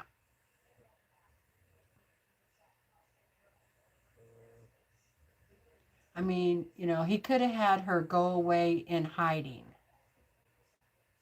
or something, you know. I mean, there were so many different possibilities. So you can't tell me there was only one way to end the story, you know. Anyway, so yeah, I wasn't the only one upset about it. So I'm like, well, if I ever read any more of his stories, I'm going to read, number one, I'm going to read the reviews first. And because people are pretty good about it, if they get upset like like that, they will write something, you know. And okay, if one person writes it, you know.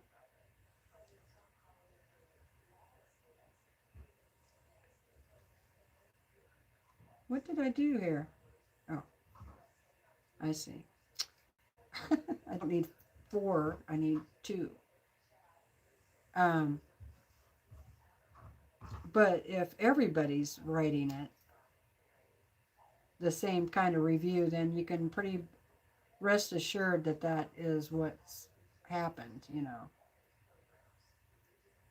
So, yeah, if I ever read the rest of his books, I will read the reviews first.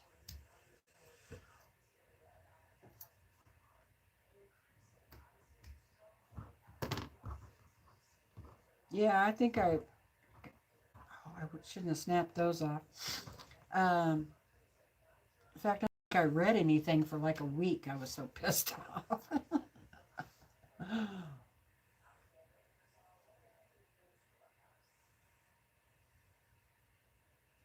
Hey, Raven. Oh, yeah.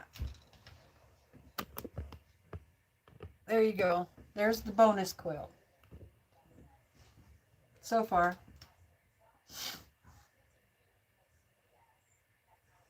And I'm getting down there on scraps. I'm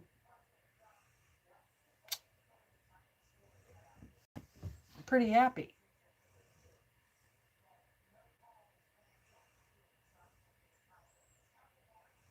Oh, thanks for the hearts. All right, so do some more of these half square triangles. I still think I have, like, if I work on this for an hour or so every day for the rest of the week, might get it done by next Sunday.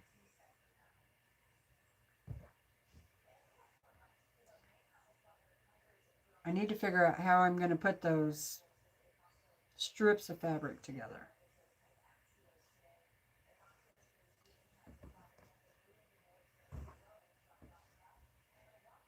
And I think I need some more 2-inch cutout.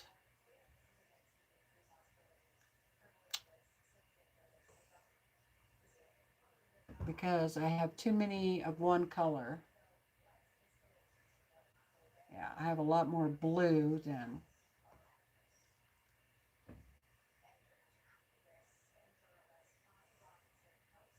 Well, that is a fact.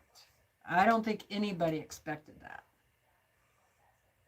And he got it. And he got if his goal was to surprise everybody, to make it emotional, um, then he did it.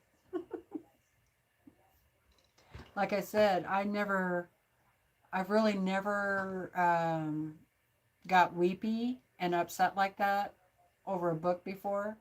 So, yeah. And, the last few pages, I kind of had a feeling like, I'm not so sure I want to finish this book. Where could I stop? I kind of had a feeling it was coming.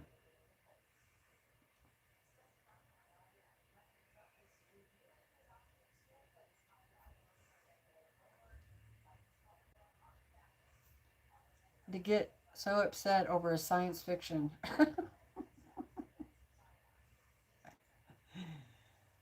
It's kind of funny, really.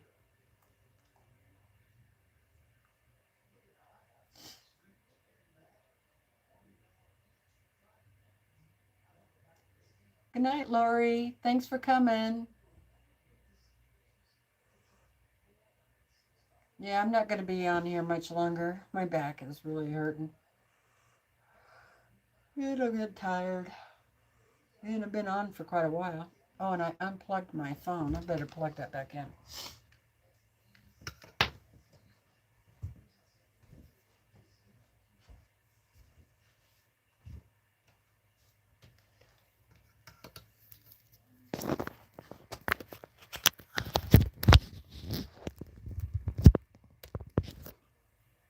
So, anything on that bonus quilt you guys would move around or change?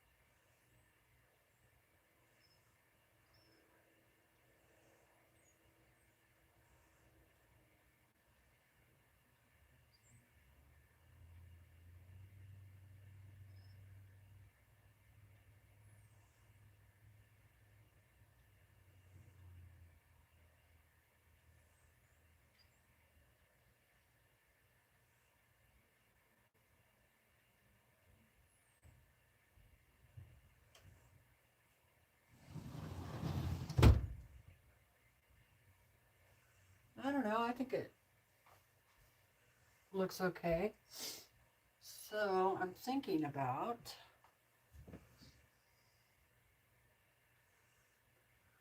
there's two medallions next to each other.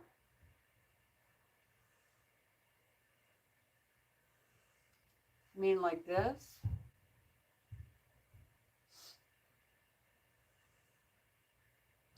I could put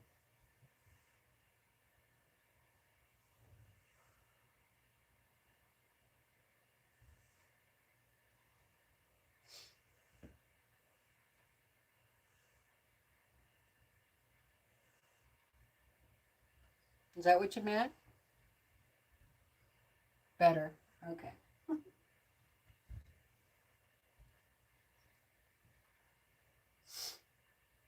Oh, okay. Yeah, I see it. I see what you mean. That is better. That put the butterflies here and here. Too bad I didn't have two more butterflies.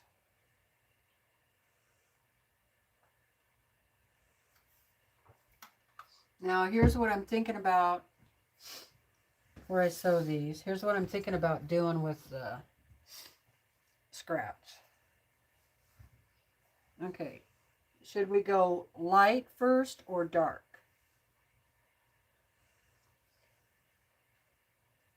I don't know if I have enough dark now. Damn. Might have to try to find another blue. All right. I could also go orange. Or it's not really orange. It's like a peachy color.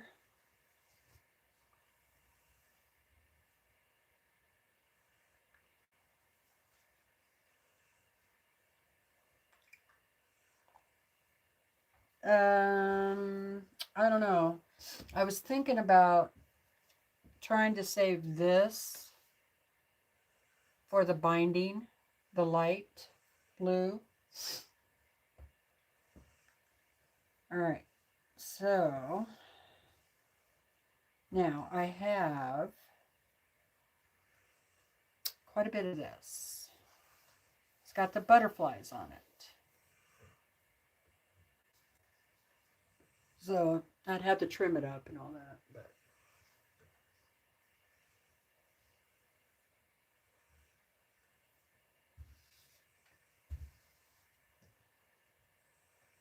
like that.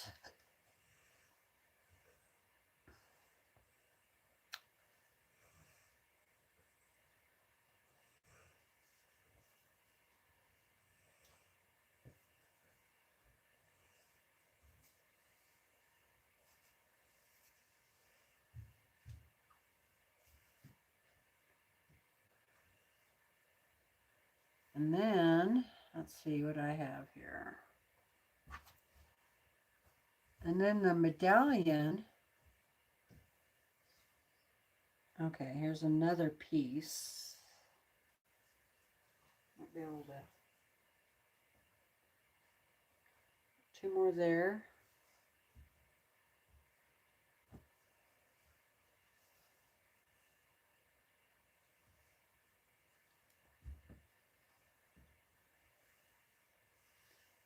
This is not as wide.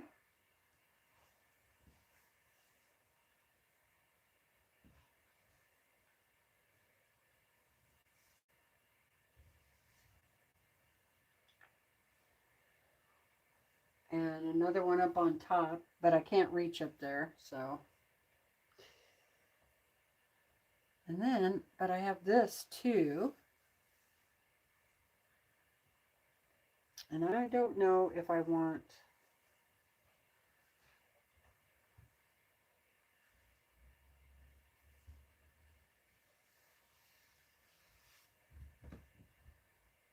now would have to have something in between that. Or I could just sew all these together and put them on the back.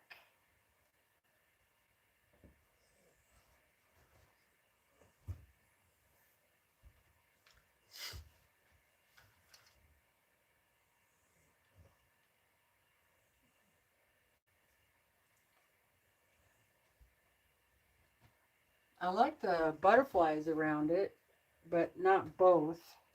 Not both.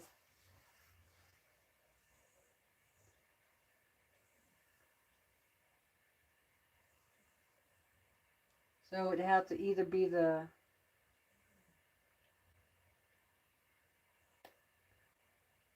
I could put the butterflies on the top and the bottom and the medallions on the side.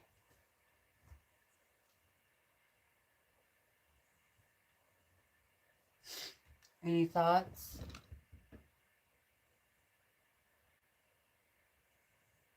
Oh, yeah, that's what Raven just said.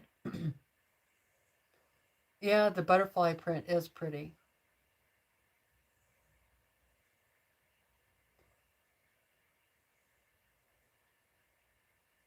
Hello, yeah, I'm going to shorten that. Welcome in. Thanks for popping in.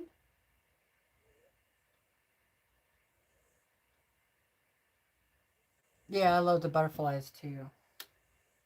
Let's see.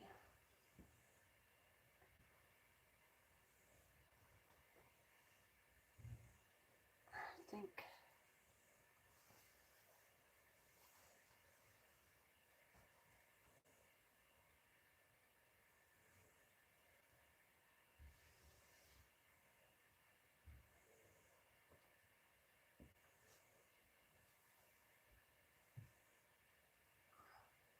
I wish I had a step ladder.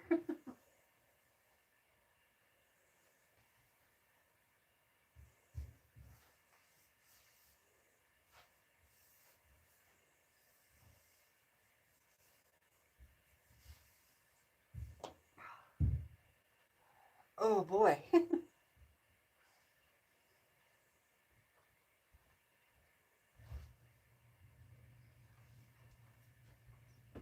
Well, I got that a little crooked. I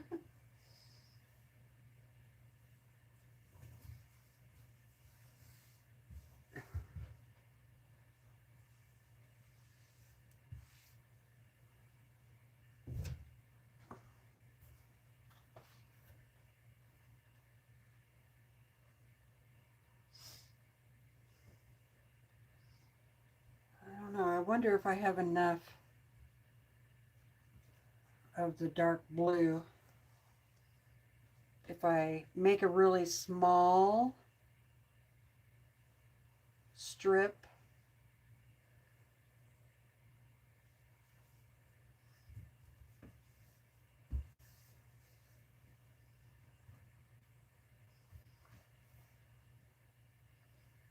small along here.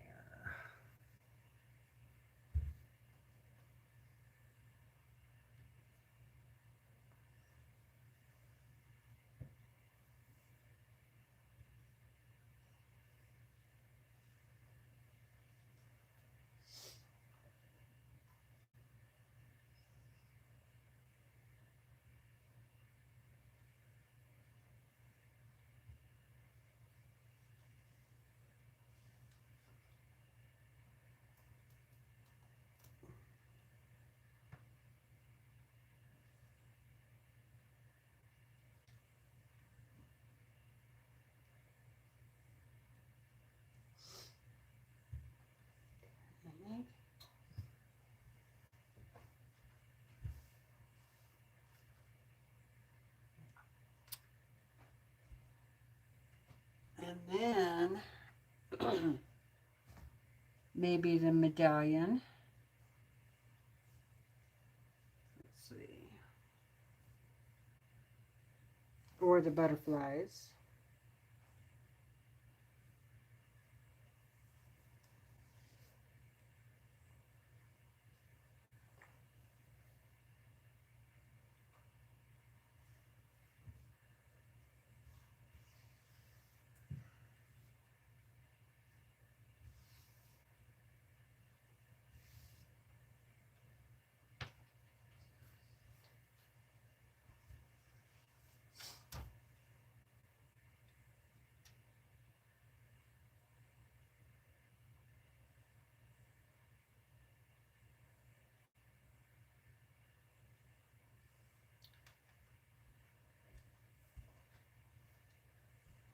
I like the dark blue in there.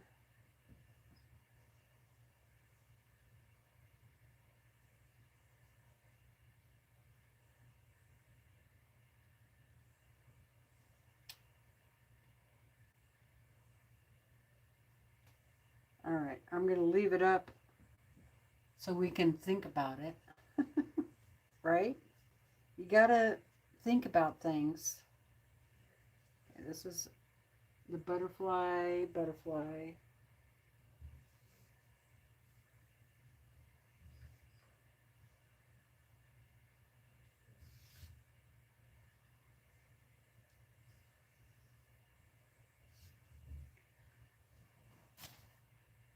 That didn't last. Medallion.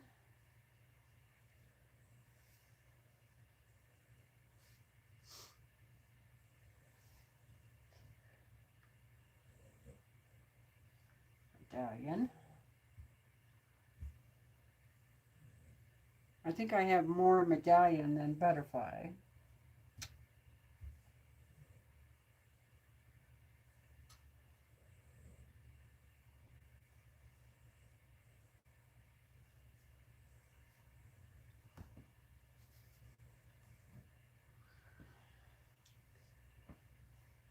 So if I did the butterfly, I'm going to have to cut it the same size as these. So I would have enough to go all the way around.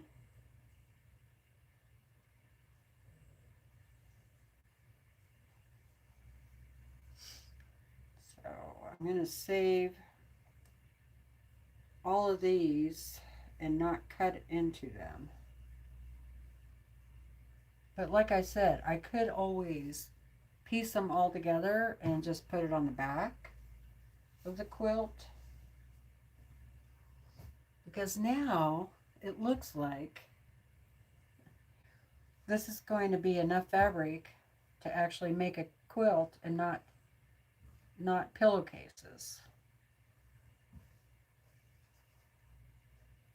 I had a feeling I was making a quilt. All right, all that can go over there. These are just pieces. And yeah, so I'm really hoping that this will be enough to do the binding. I don't know, maybe not.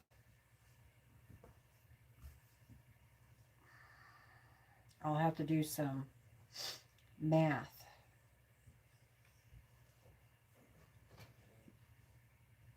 Oh, 86. Nice. Just the butterflies was perfect without the blue.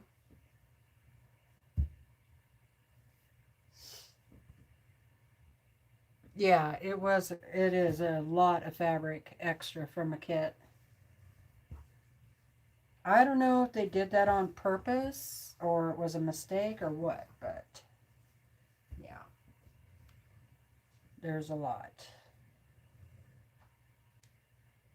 Even the background, the white, there's still quite a bit of that left. I don't know if there'd be enough of that for binding. I don't think so. No. Not unless I did a lot of piecing. Yeah, no. Okay. Well, I'm just going to leave all those up there because I like to think about things.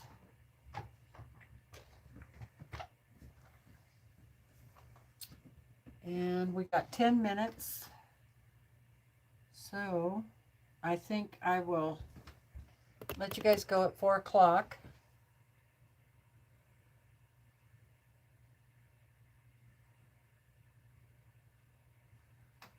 I'll keep that just in case. It's almost 1 inch.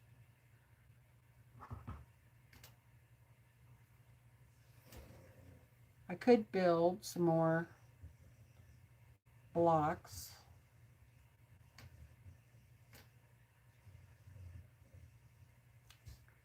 And definitely am doing half square triangles, so I'll leave these out and ready for me for when I'm ready to sew next.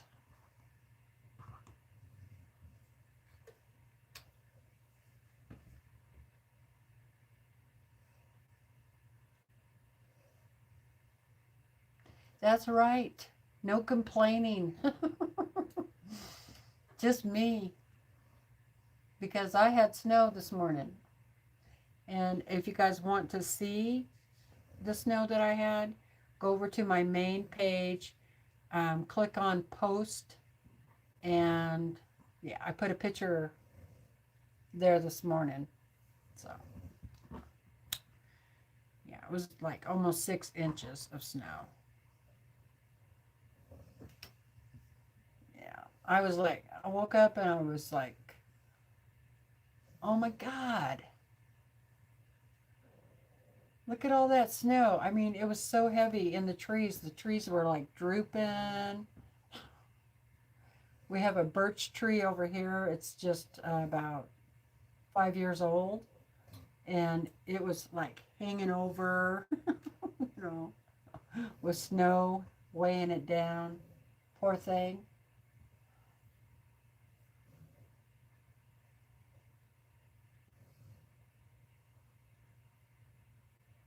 Oh no, Heather. You want to throw your pan? What the heck happened?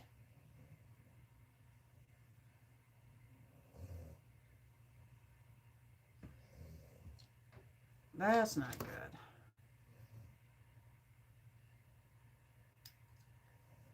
It's not good when mom is mad.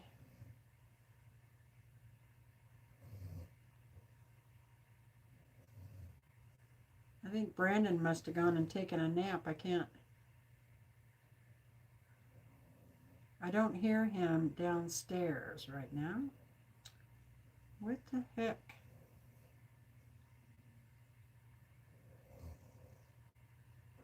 Boy, my dog is really snoring away.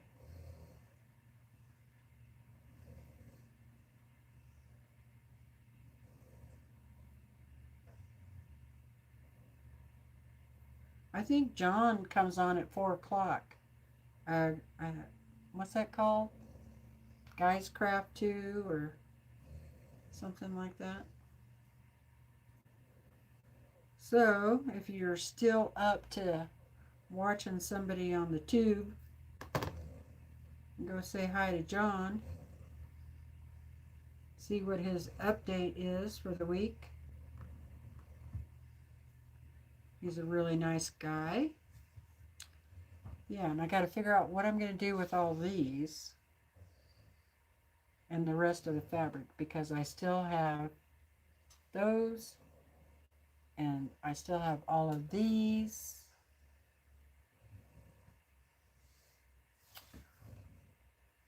Hey, Gloria. We're getting ready to leave. I'm going to leave at 4 o'clock. So I am doing a scrap, using up my scraps. So this is a bonus quilt.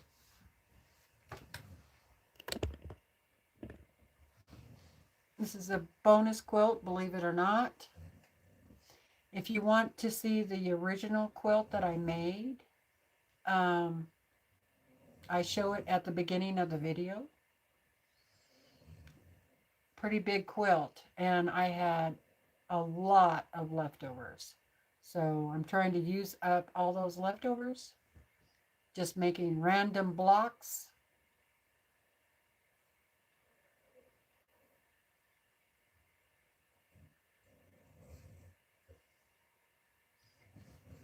Well, I hope you all have a wonderful day. It was great to see everybody. Thanks so much for joining me on this wonderful Sunday. And yeah, get to sewing.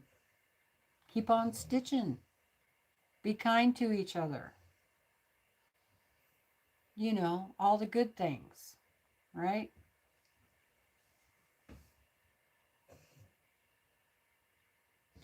wish I had enough of these to do a pillowcase. I wonder if I could cut up all of these into 3-inch squares.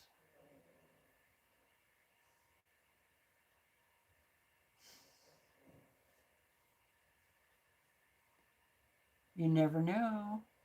Maybe. I could just put those with my 3-inch square stash of scraps. Bye, Susan. Hey, Zach. We're just getting ready to get off of here. Thank you, Jamie. Bye, Susan and my Moxie. Bye, Raven. Bye, Heather. Oh. Yeah, it's funny how we have pans for certain things.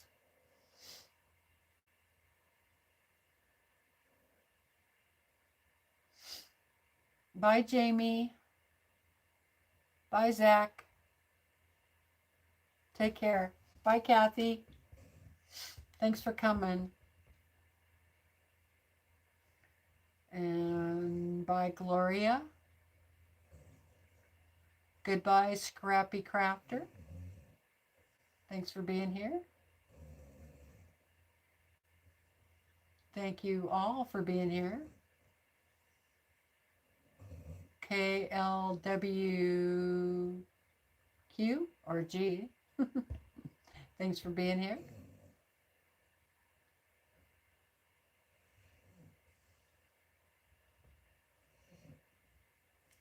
See you later, Day.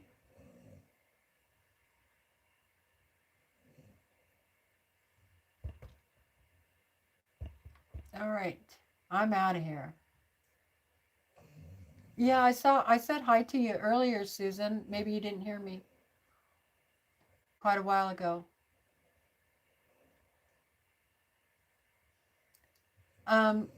What was I working on? Bye, Heather. I'm just doing a bonus quilt, so that is using up all your scraps from a previous project. And if you want to see the original quilt that I made from this fabric, go back to the beginning of the video. I show it there within the first 20 minutes, I think. These are all the leftovers from that project, and I just am throwing them together and doing like crumb blocks. So crumb blocks are when you just, use all your little pieces and you just piece everything together. And then I decided they were going to be 6.5 inches. So everything up here is a block of 6.5 inches. And then I also made cut fabric if I had it available that was 6.5 inches, and I made a shoe fly block and pinwheels.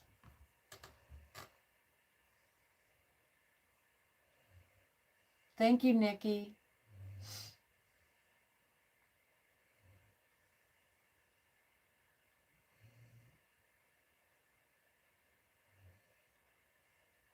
Thank you, Kathy. You have a good evening too. So, all right, you guys, I'm out of here.